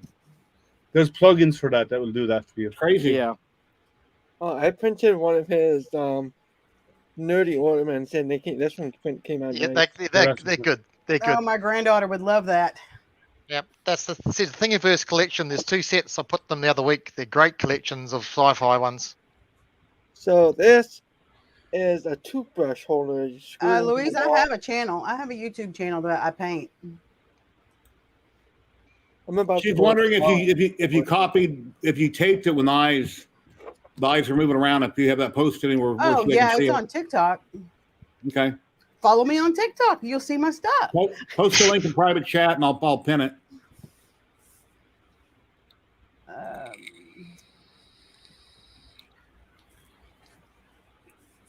I kicked off another print on that machine outside there, Jerry. That new one. Tim's got his sandwich and his drink. Tim's back. He's got lunch. He's good. He's ready to go. Question for you, Tim. Jelly. When you put your sound back on, Tim, when you unmute yourself. No, you're still muted, Tim. There we go. There you go. Did you get a USB adapter for your Pi Zero V2? Yes, I got two of them actually. I had to get a USB, whatever that is, the mini USB, the micro USB to standard. Yep. To a USB-C for the power. Yep. And then a mini USB to a USB standard to go to the. You mean USB-A? USB-A. Yep. The wide flat one is USB-A. The round one you get on normal printers, like the USB-B. Eyes are hard USB-B. Then the really new one is the USB-C. Then you have the micro, and you have the mini and the micros. Yeah. What power supply are you using? Because they found people were using the old power supplies, the low voltage ones, because that draws a lot more power with the more powerful chips. I'm using a mini Meanwell. That's right. You got the 5 volt. You got the dedicated 5 volts. That's not a problem. Yeah, but you need to have you need 2.5 volts is what you need. For the Pis. Yeah, I got 5 volts going to it, and it's fine. Yeah, but it only draws 2.5, so it's what it draws what it needs. But it needs the 0.7 amp because it will kick up. It pulls quite a bit. It can pulse up to 1.5 amps. Yep. I forgot you had the dedicated power supply for that one. So you need a 3 volt or up to 5 volt. 2 amp power supply to never have voltage underruns on the Pi. No way. Yeah, but what, Jerry? No, I'm just looking at something. I'm on. Yeah. Oh. But so that's you need. Yeah, so need 2 amps. The Pi 2.0 pulls as much as the 3B, so you're better off getting a version 4 power supply. Saves the I use 2.5 amp power supply is what I use. I use for all mine the same. Yeah. Turns out this one's probably fine. Yeah. That's what I was saying to him the other day. That there's actually nothing wrong with it. It's just a config problem. It's just killed it. It was probably just an I/O issue. Yeah. No, it was. I didn't uncomment my Wi-Fi settings. That's what I meant. I/O issue. Yep. I/O issue means idiot operator. That's why with the Pi, use the Pi imager. That's input and output. Control idiot operator to access the Wi-Fi. Yeah, your best is to do the Wi-Fi from the imager directly. Don't access the files. Use the imager to do it for you. So it doesn't care if you got a voltage regulator on it, huh? No, it does a 5 volt output. It's got a 5 volt output. It doesn't care. Yeah, it doesn't matter. Some units, electronic boards, you got to have a voltage regulator. Otherwise, it cares exactly what's going in, and it has to be clean power. But I imagine. Well, yeah, but he's running it through a power doesn't supply. care. He's got a dedicated power supply feeding his Pi. A small 5 volt, meanwhile. It's feeding the low voltage items. So. Yep. It's just for the Pi period. On his rat rig, he's got 2 power supplies. The one which was the main, all the heating, all the electronics, and I controls the server unit for turning on the bed because it's a 110 bed.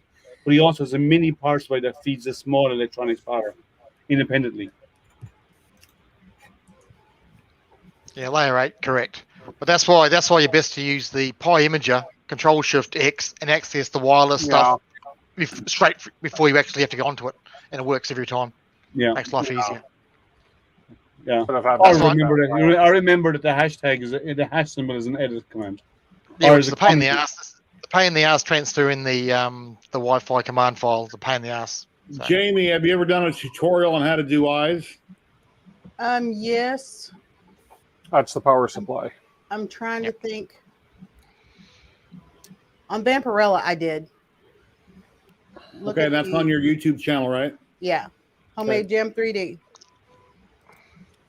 Yeah, eyes are really hard. You need lots of light, a really good magnifying glass, and a really fine tip brush. Or needle. And dip the needle in the ink and then dip. Just about. That's why I have an Epson 2700 because it does eyes perfect. I'm gonna try that one day. I have stickers for that. I had the program a few years ago, but I've never made a water transfer sticker to do that. But if the eyes are big enough, that'd be the fastest way to make them perfect. Or you get on Amazon like I did with my one skull, and you actually buy eyes, cut it out, and glue them in from the back side, which I did on that skeleton that I have. I just posted Jamie's link for you on YouTube channel, Bruno. You can have a look at it. My Epson has sublimation ink in it, though I took the other ink out of it. If you do a human-sized head, you can buy eyes like this in all different colors, and a lot of people do use them. You cut out the eye socket and you glue them in, and then it comes out perfect that way. Yeah, this was done on the TiVo Tarantula Pro a long time ago. You need to put a hinge on the jaw and put a servo on it, so on Halloween it'll talk to people and say, "Welcome to Happy Halloween," and people come up to the door. Yeah. It shouldn't be hard to do, you know. The server just open close a few times and have must have a bag full of servos for the drawers now. Yeah, your servos left over. Yeah, that'd be funny.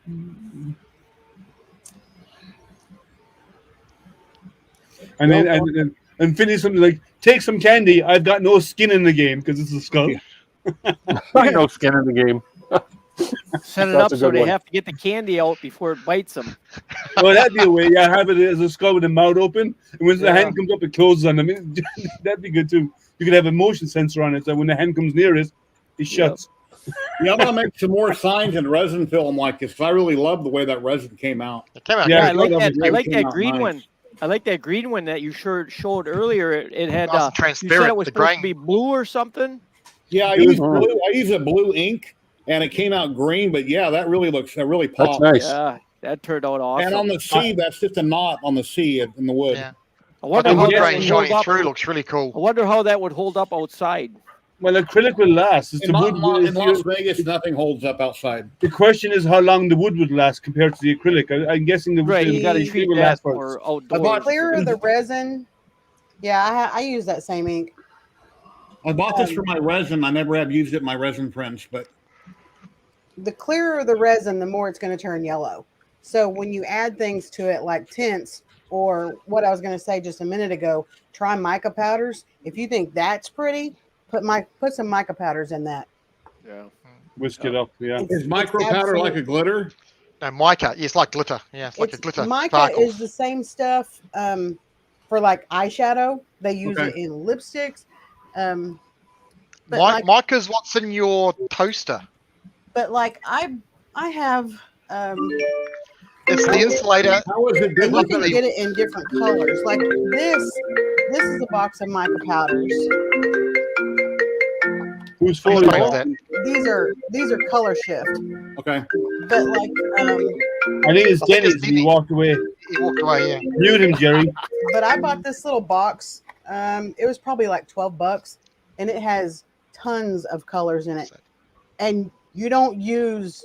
I mean, I couldn't tell you how many times I've used this stuff, and I mix it in my paint. A little bit goes a long way. Okay. So, but it just Betty is saying, "Don't give Jerry ideas." This Wow. is tints and mica powders, but the mica powders are the colors that you see. The yellows and the blues and the purples. Yeah. What is that? Resin or what is that? Resin. Yeah, it's a it's resin. resin. Yeah. It's a resin thin slab. Okay. Yeah, as I said, Liam, mica is what's in your toaster. That's what the heating wires are wrapped around. That clear sheet is a sheet of mica. Yeah, and then the wire is actually what's it called? Nichrome. No, it's not nichrome. It's Yeah, it's nichrome wire. That's what it is. Yeah, nichrome mica. Yeah. Yeah. Sorry, Yeah, that's nichrome, yeah. nitrile. Yes, Yeah. nichrome But like wire. these, They do foam cutting with nichrome these wire. are tints. The liquid inks that you use. So what kind of a mold did you use? You mixed up resin by hand and you poured it into some kind of a mold, dumped it in and stirred it? I've got tons of molds. Okay. Well, like it's called doming. Yes. Oh, I see. I used to CNC. I used to that's CNC molds. It's called doming. You would put the decals or your diamond plate vinyl or whatever underneath, and then pour the resin. As long as it doesn't heat up, pour the resin on top, and that's how they make them emblems for machines and that. Then the resin gets hard, and it actually put the makes a nice logo dome. symbols and yes, on like, machines. This Doming. this is just circles. I don't know if you can see this or not, but I made this little marble. Yeah. Or bead. Can you Is it a see bead or marble inside of bead? it? Yeah. It's a bead, but like inside of it. It's all the mica powder. Can you Yeah. see that swirl? Nice. That is, I poured it halfway and then painted, and then poured resin The on rest top of of it. it. Yeah. I was trying to go for like a galaxy effect. No, we didn't hear you yelling. But like if you find a color that works good for you in mica powders, like I use white a lot. So To make it more I opaque. mean, that's a big jar. That'll probably That'll go a last me long 5 way. years. But You You probably just use get- a lot of resin. How do you usually buy your resin? What do you pay? Because this little kit that I bought was like $23. Had a bunch of stuff in it that's worthless to me.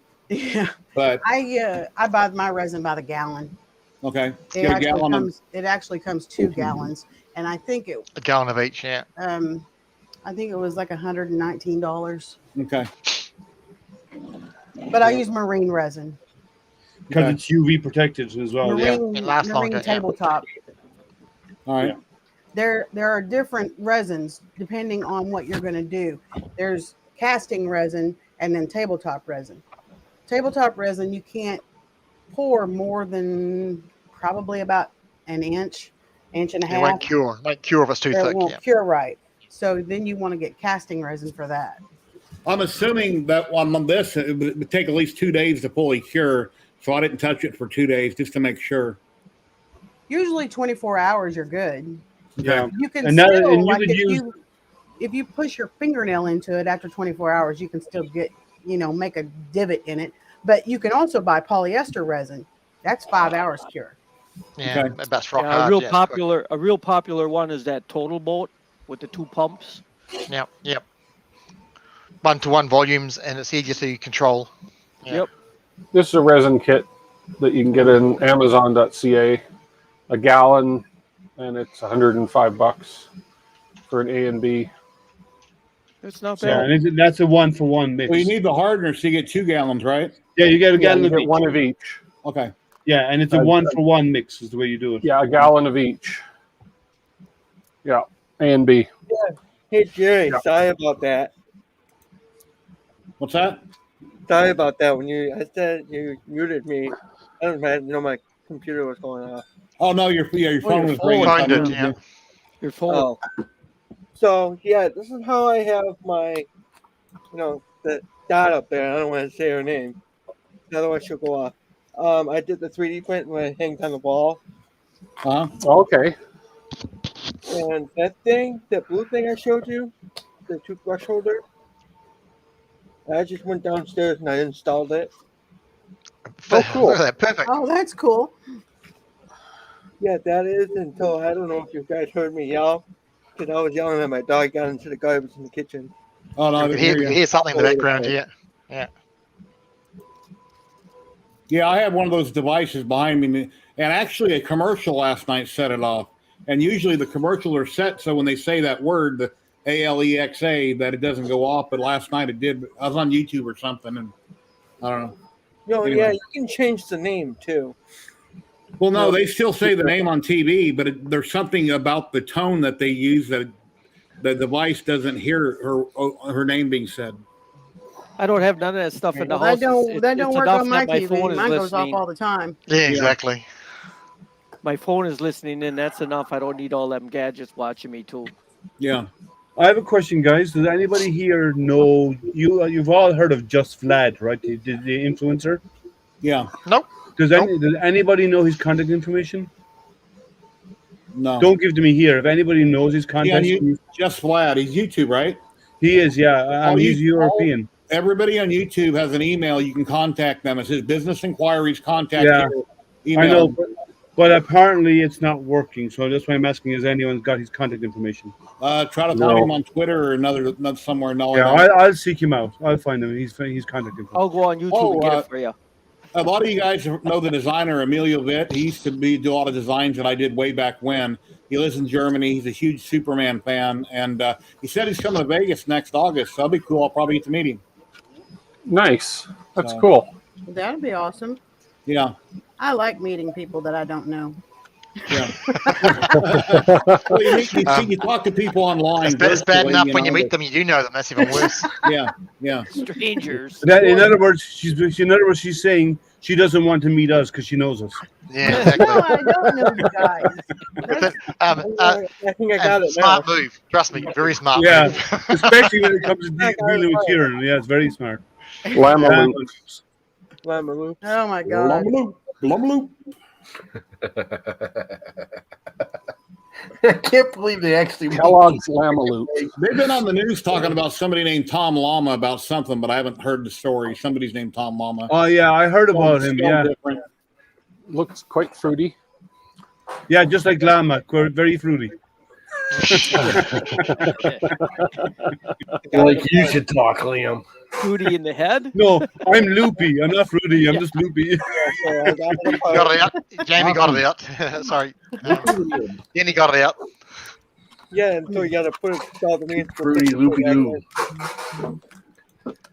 Yeah, my son calls his computer. So yeah, I actually made a mini, you know, the three little library thing they had going on. Say again, Denny? Didn't catch that. Oh, I said, you know about the three little mini libraries they have around here now? Oh, yep. Oh, yep. Here's a 3D print that I did. Oh, yeah. Oh, that's cute. Nice. Yeah. You'll have to put that in the yard, and then the chipmunks got something to read. Yeah, that's it. Yeah. And the book Books actually come out and everything. That's pretty cool. Free magnifying glass with every I copy. would have to cut that stick off and just make a Christmas ornament out of that. Num, num, num, num, num, num, num, num. Chiclets. Cool. Yeah. I got the Num Num Cat song in my head again. God.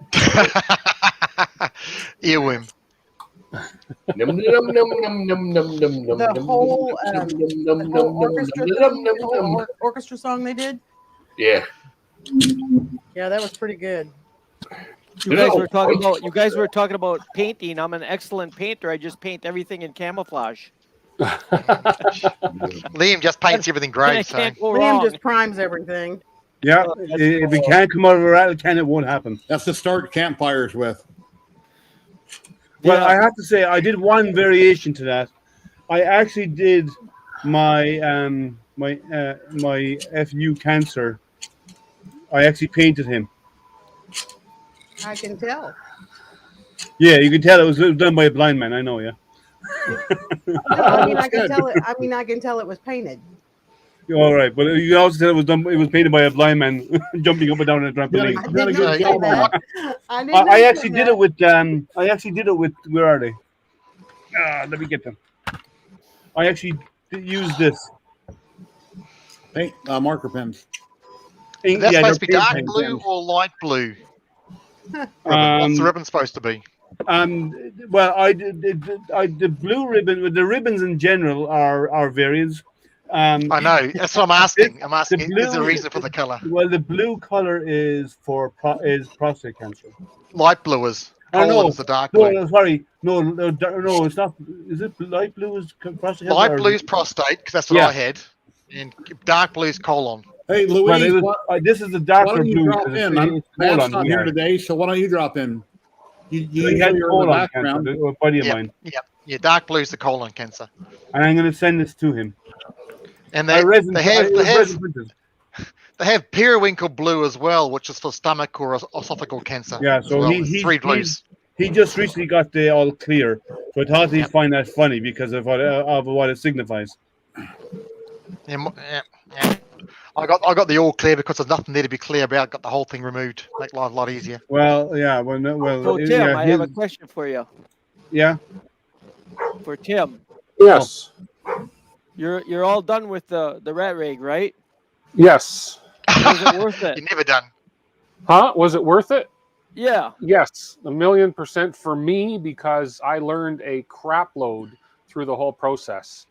Okay, I got another question then. That part I understand. That's well worth it. I see it's printing. How fast is that printing? It's hitting 200 millimeters. Really? So yeah, when I first started it, I'll be honest with everybody, I didn't think I'd end up getting it working. Sam Prentice said this is his best printer out of all his printers. It's almost problem free. You can get really good smooth quality then, your sidewalls and everything. So far, yeah. Yeah. Because I can my 4 deltas, I can print 25% faster with each delta versus my other machines. Mm. And they're awesome prints. I mean, zoom back to swap your camera back to the actual front on view there, Tim. Yeah. And those little flaws you see, which look like little flaws, that's because if you look at this one here, you can see there's support on the other side. Yeah. And it's on the Lazy Susan, that's why it's moving a little bit on the front view. It's moving a little bit, but it's not affecting the quality at all. So and so this has been printing now for 3 hours, this part. When I did the initial one, I had to split it in two because it wouldn't fit on my other printers, and one part alone was about a 5-hour print on my slower printers. So this is going to finish in about another hour and a half. So we're looking at a 4-hour print versus about a 12-hour print prior. So, and a 2-section print versus 1 section as well. You'll never see the flaws if you spray it with silver. Yeah. So I won't have to glue this together at all when it's done. So, and I could probably speed it up because it's just pretty much straight lines, but yeah. It's going pretty fast, and there's no reason to push it. No. If you have a failure, then you got to start over. Yeah, there's no especially at this point. There's no point. I don't want to bump it. I don't even want to breathe on it. So. Yeah. No. My question, Jerry, I need to go. All right. No, my question. I need to pop out. Okay. If I have time later on, I'll jump back in. But I need to go. We're having dinner now, so. All right. Well, thank you for joining in very much. You have a great day. All right. Take care, guys. Have fun. See you, Liam. Later. You're saying something, Dixon? Another question? Well, my question, I'm looking at that now, and I'm thinking now, as I'm talking about making money or production wise, it's probably won't be worth me building something like that because to cover the time frame is all I have to do is have 2 printers running. You know what I'm saying? Mm-hmm. So instead of having one, it's like those machines. What do you call them? IDEX machines with the 2 heads. Dual printing ones. Yeah. Well, I can do twice as much by just having 4 cheaper printers. You know what I'm saying? But instead of 2 pieces at the same time. Yeah. With the bed size, you could do 20 or 30 of your conveyor belt strips.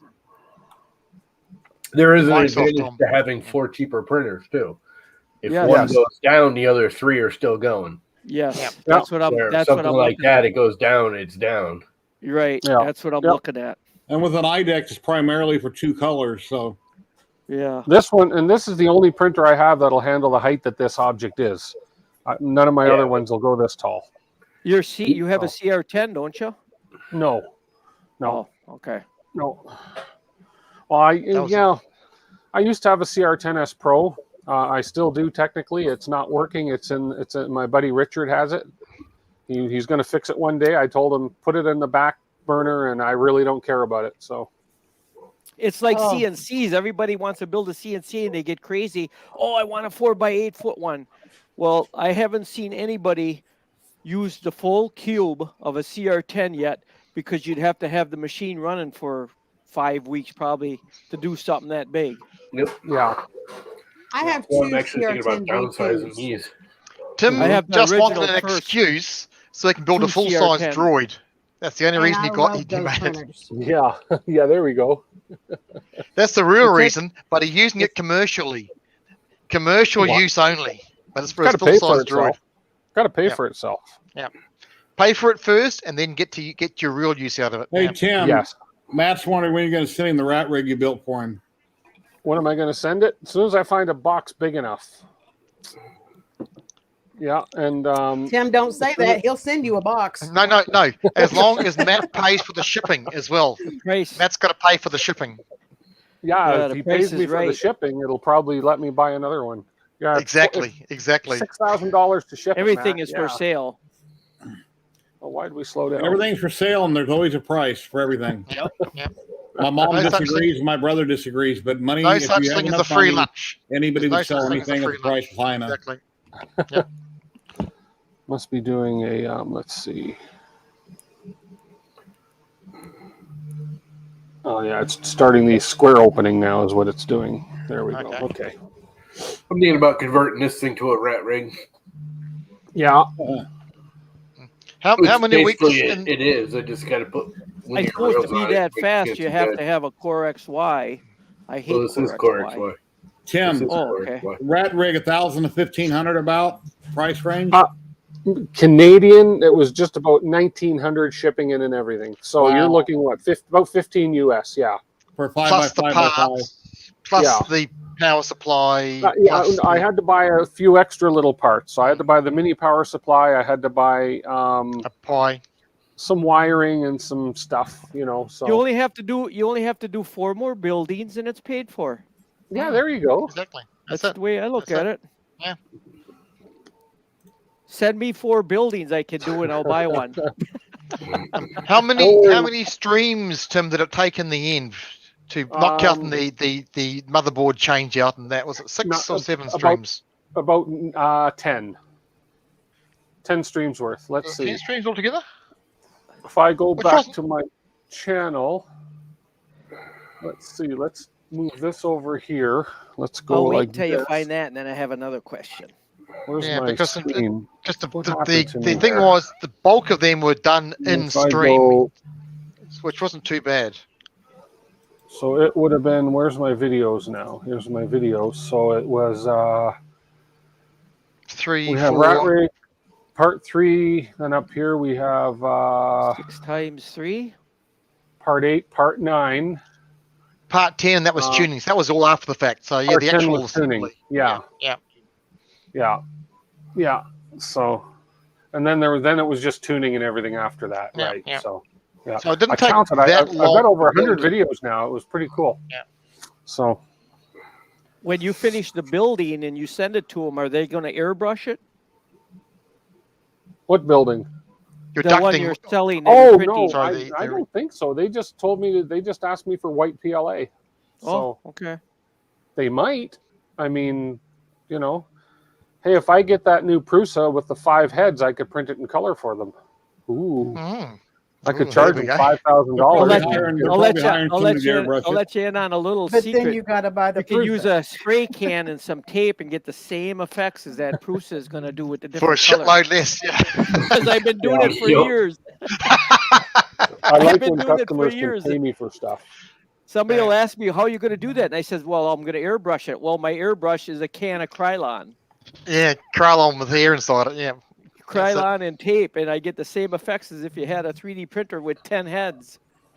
and I can do it in 30 seconds. When I used, Tim knows about this. When I used to do a lot of carved signs years and years ago, 30 seconds with an air can, I could increase my profit by 30%. Yeah, 30 seconds. It's true. It's a trick. You know. It's a. Yep. I charge a lot of money to remove vinyl. Oh, I now that I'm older, I can't. My hands were. I did a bus, and my fingers. I'm glad it wasn't real brittle, but my fingers were sore the next 2 days. So now I just do the gravy. If somebody contacts me, I says, "You got a brand new vehicle?" They go, "Yep." I says, "I'll take the job," but I'm not. I'm all done removing vinyl. Yeah. Once I turned 60. And this was 2 years ago. I says no more. I'm done. What do you use for that then, Tim, to take it off? It just depends on what it is. Like if it's window frosting, it's just I don't usually need to use a chemical depending on how long it's been on. The trick with removing vinyl is slow and patient. Yeah. You can't pull vinyl off quick. You've got to pull it off really slow, and it's the angle you pull it at as well. Yeah, so it doesn't tear it just to get that tension tension right. My landlord. If I use the heat gun just right, the glue comes with it, you know? Yes. It all depends. Or you got to you could use rubber wheels, but I'll tell you the quickest way for I seen this on YouTube because a guy didn't have no experience. You go up to a window, a car door or something window, and you heat it up too much in one corner and it goes crash. Then it's all removed. Yeah. Then it's all removed. Take off the window. I had a guy he was doing a custom car and he brought his back window. It had this aluminum trim on it from a car down to work. And he was gonna tack the metal in the corner. I says, I don't think you should do that. He goes, what do you mean? And I'm not kidding you. He touched that and the heat and the window went. And I says, I told you not to do that. It's like, I was that cutting must have costed him a ton of money. I was cutting some metal in my vise with a peanut grinder a long time ago, and the Jeep I used to own was sitting behind me. Boy, was that a mistake. I pitted my side window. It burned right into it instantly. And pitted the window. Will do. If it does it for safety glasses, it'll do to anything else because it's the same thing. You take your safety glasses off, you find the little pock marks. Yeah. I'm on a Maker's podcast later on tonight for like 4 or 5 hours, and we always have this shop confession. You know, what did you do that was really stupid? Yeah. Well, I have machine and weld and everything. I specialize in electronics and drives and all that programming. But I was at the shop welding something, and the wire got stuck. You talk about something dumb. So I'm pulling the wire out of this Miller welder, and so I'm hitting the button, and then hit the table. It hit the table. It was like a giant light bulb right across my hand. I didn't have to worry about blood or nothing because it sealed it right instantly. Yeah. Oh, God. She just lit up and it was like a giant light bulb, and I go, oh, that didn't feel too good. I better not do that anymore. Yeah, don't do that again.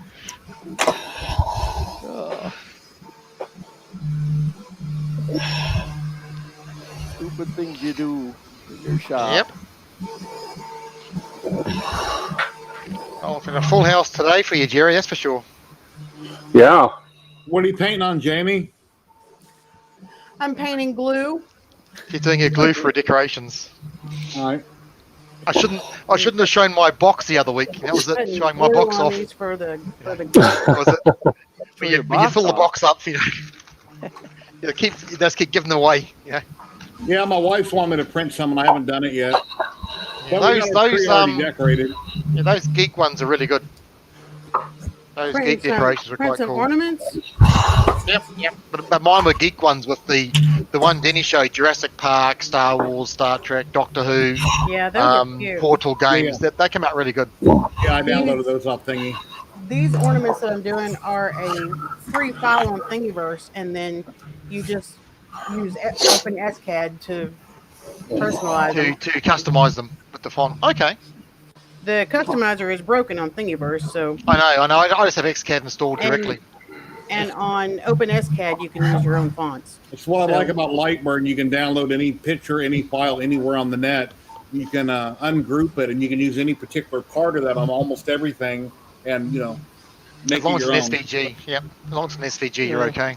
These ornaments laser so pretty in gerbil, acrylic. laser gerbil I use, and it accepts JPEGs, and you can turn them right into an engraved image.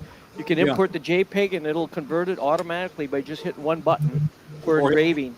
Or hits a trace image and trace something. Yeah, the trouble is the JPEGs and that, because they're not scalable before you start, some of the quality does suffer. So if you can get the SVG off the bat, you're right. I say a pound the arse with the JPEGs. Don't drop What's it, that on the Tim. back of your printer? Oh, mine? Yeah. Well, that's another. That's just a fox spring vase. That's all. I like them. Okay. Yep. Yeah. That's kind of cool. Yeah, they're nice. They come out good. I tend to over extrude them by about 5% to make sure they're nice and strong. Not really good. Deliberately over extrude for a change as opposed to accidentally. Yeah. For the vase mode, it comes out good.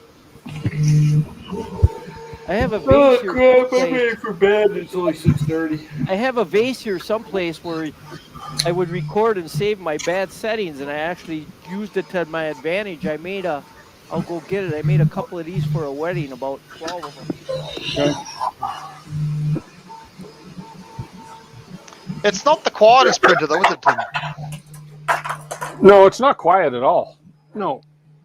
But I think if you're gonna put side panels and doors on it, that'll just like Lightburn did. Sorry, Lightburn did.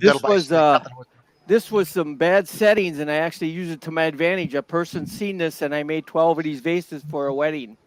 Wow, nice. It's not designed cool that way. It's bad settings, so I just that's like that's that. in vase mode. Yeah, That's in vase mode. cool, Yeah. I have a vase something like that somewhere. I did. It looks similar.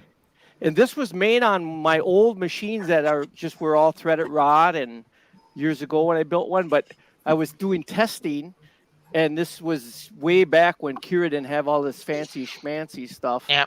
And it turned out like this. I thought, hey, I'm gonna use that to my advantage. And then a lady seen this, so I made 12 of these for. It looks very alien. Is that Yeah, painted? organic. It looks nice and organic. Yeah.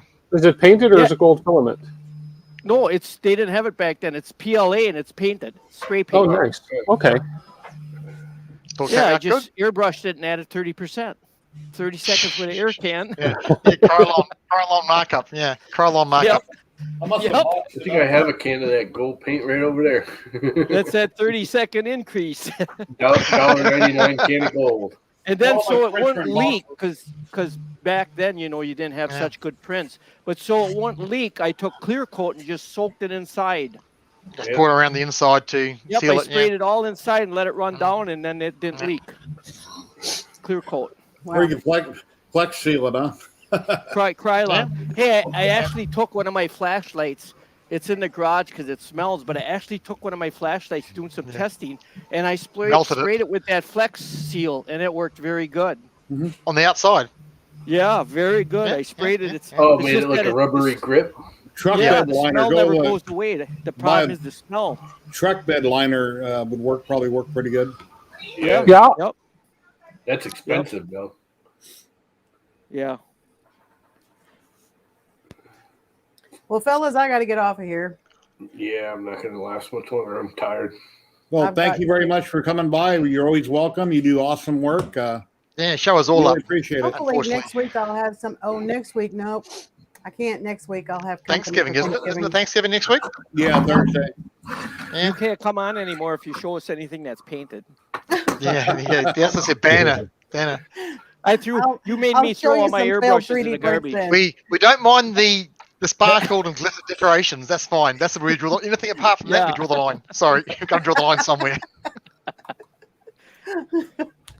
All right, you guys are off. Take care. You have a great day. Sure. Cheers, Jamie. Bye, Chris. I saw that. She's just cruel. But it's good. What happened? I think Tim's falling asleep in the corner there.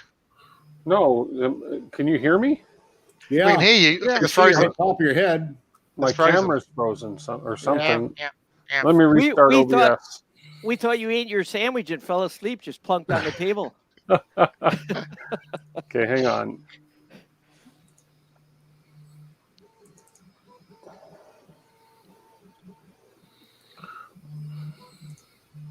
Yeah, my MPCNC, if it keeps working properly, I think I can make some cool stuff with it.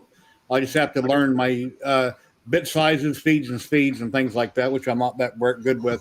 I bought some 3/4 MDF. It was like $50 for a sheet about a week ago, and I want to make a Star Wars Aztec calendar with it. And I got a real nice bit yesterday. I forget what type of bit it was, but I want to carve that in it. Has that got the Darth Vader head in the middle, hasn't it? Yeah. I've seen that. Yeah. But those stars came out so nice in the flag, so you should have no problem because those stars came out nice and clean. Yeah. I used a 60-degree bit on that. Do a test run with the G-code on your laser, a real small one first, and then once you know it's all good to go, then run her on the CNC. MDF is going to kill that bit. Yeah, that's the only thing. You really don't want to use MDF. It carves really nice, though. It carves so nice. MDF is cardboard, and pine is a lot harder than MDF, so why would it be a problem? Myth. Weird. MDF is resin and sawdust, and the problem is the resin is actually harder, one, than the wood. Two, it melts under temperature, and it will melt itself to the bit. That's why he's got to go slower with the feed. MDF it carves terrible. so nice. It's bad to breathe. MDF is like the worst. Not only that, when you start cutting it, it like puckers. It'll fray up from the cuts. It's terrible. I played with that. I got like 3 sheets of it out there because I have it around, and I haven't been on the freaking CNC since I got it. I did like 3 things with it, and then I stopped because it's just nasty. It gets everywhere. It'll get in the bearings. It's just really bad. I can't use pine for a 2x2. I don't think it would carve that well, but. Believe it or not, fine. It carves really good nice. As cedar. It carves really nice, Jerry. Yeah. It's just that when their bit starts to get bad, you know how to sharpen them, and then keep using that same bit. You'll be all right. Yep. And believe it or not, if you get the flat edge the blitz, you can sharpen them stupid easy. It's not a good idea, just so you know. But if you have a regular spindle, which you don't, you have a router. If you have a regular spindle, you can put it in reverse. You put it in reverse, and you just put a sharpening stone really slow up to it. It will actually sharpen the bit again. It's not a good idea because it doesn't sharpen it. I have a bench grinder, but I'd have to use my. Yeah, no, you don't want to take a bench grinder to it. You'll screw it up. Yeah. You want to take like a really fine file or an emery can't even say it. Emery claw. Stone, or otherwise make a jig for your. If you make a jig for your belt sander, that'll help. But it has to be a real fine belt. Yeah. Dremel tool. Believe it or not, what works really good is a chainsaw bit and a Dremel tool. Those work really good, but you're never going to get it. You know, if I sharpen one of my bits, it's because I got to do something and I have the bit and I don't have another one and I need to get it done. But if you sharpen them, they don't last as long and they don't get as sharp.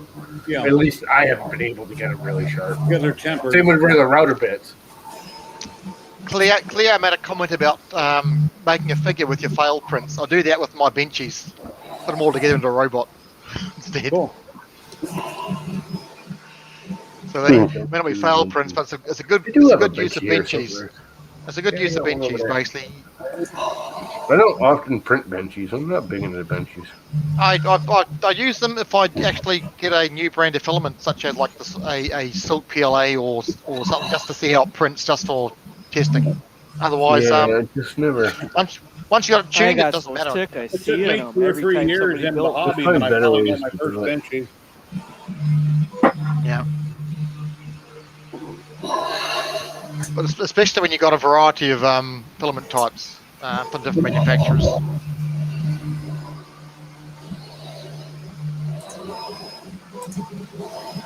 But otherwise, I tend to use more the just Chips calibration cube.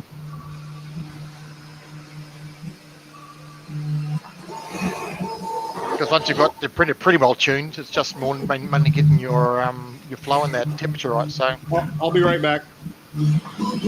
Yeah, every time years ago when I built up my printers, I would always have an outside circle and little dots on each corner, and then an X mark, and that's how I would level them on the fly while it's running. Yep. That's almost finished there, Tim. No, it's still got a fair ways to go. Is it? What's its maximum? What's its height then? How high is it? The height is where's the slicer? 420 millimeters. Oh, I took it off the bed. I don't know. Let me find out. What's the max of that machine? Is it 500? 500, yeah. 500, yeah. There you go. So there, and it's just on halfway. It looks like it's on halfway now, or just over halfway. 25. It's actually the percentage according to the main sale. I am at 75%. And it's looking at your bench, your bed height against your rails. You're over halfway on your bench height, so it's got to be 300 plus now. The model is 372 high. And you're about there you 300 go. Now you now, got two. Now you got two prototypes, a building and that ductwork that you can bring to your customers and say, "Hey, you need prototypes, displays, models." There you go. Yeah, the building. I'm waiting on my filament to show up. It's coming from British Columbia, which is not good news because the disaster that happened out there. There's no truckers getting through right now. So because of the water. What? Yeah, they had water. They had I don't know if you guys have ever heard of the Coquihalla Highway. It's a major highway that runs between British Columbia and Alberta. Takes you over the mountains. Anyways, there was bridges washed out from mudslides. You know why I know that? Because I follow that dude. I don't know if you ever heard of him. Van City Van Life, Chrome and Cruise, living in their van in Canada. Oh no, haven't heard of that. Cruise and Chrome, Van City Van Life. He lives in Canada and he runs all over. Does a YouTube? He's up to 250,000, I think, followers. He's got to be making at least 15 grand a month through YouTube. Wow! Just YouTube alone. Guarantee my wife will follow him. She likes following and looking into people that live out of their vehicles. Yeah, there's him and there's that other guy. He's got over 200,000 too. He's the one that climbs all the mountains. I forgot what the name of his. I follow them two guys in Canada. Well, there's a couple shows on A&E and stuff. One of them's called Highway Through Hell, and there's another one called Ice Road Truckers. A lot of them are from the Coquihalla Highway, because in the winter it's just I don't like driving it in the winter. I've done it twice and it's too scary, and so it's crazy with all the stuff that's going on there with the highways being closed. And then they have to fix major bridges, and you're speaking like 500 meters of highway that's been washed out from mudslides. Yeah. So it's crazy. So it's disrupting supply chains majorly here, because Vancouver is one of the major import ports for overseas shipments. So, and then they come from Vancouver by truck across the rest of the country, but they can't get through the mountains now. So, yep. Yeah. So my filament, who knows? I could buy local, I could buy in the East, but I like this one supplier and I've already paid and ordered for the filaments, so I got to wait for it. And I've talked to my customer, they understand. Yeah, it's going to get worse. Yeah. I ordered a DC drive Thursday. With the older machines, I can build circuits around things and keep machines running, but with these newer high-tech machines and robots, I had to order a small Eurotherm drive. Guess what the lead time is? The end of March. So imagine if we didn't have one, we had a longer one I installed, a little bit longer, a couple inches longer, the same motor, but it was a little longer. I installed that one to keep the machine running. Otherwise, just imagine that machine. It costs to run that machine. We make about maybe $700 an hour. And that would have been down until the end of March. And that's 4 months of lack of revenue off that machine. Yeah, it's getting bad. Sounds like you're ordering a Prusa. Yeah.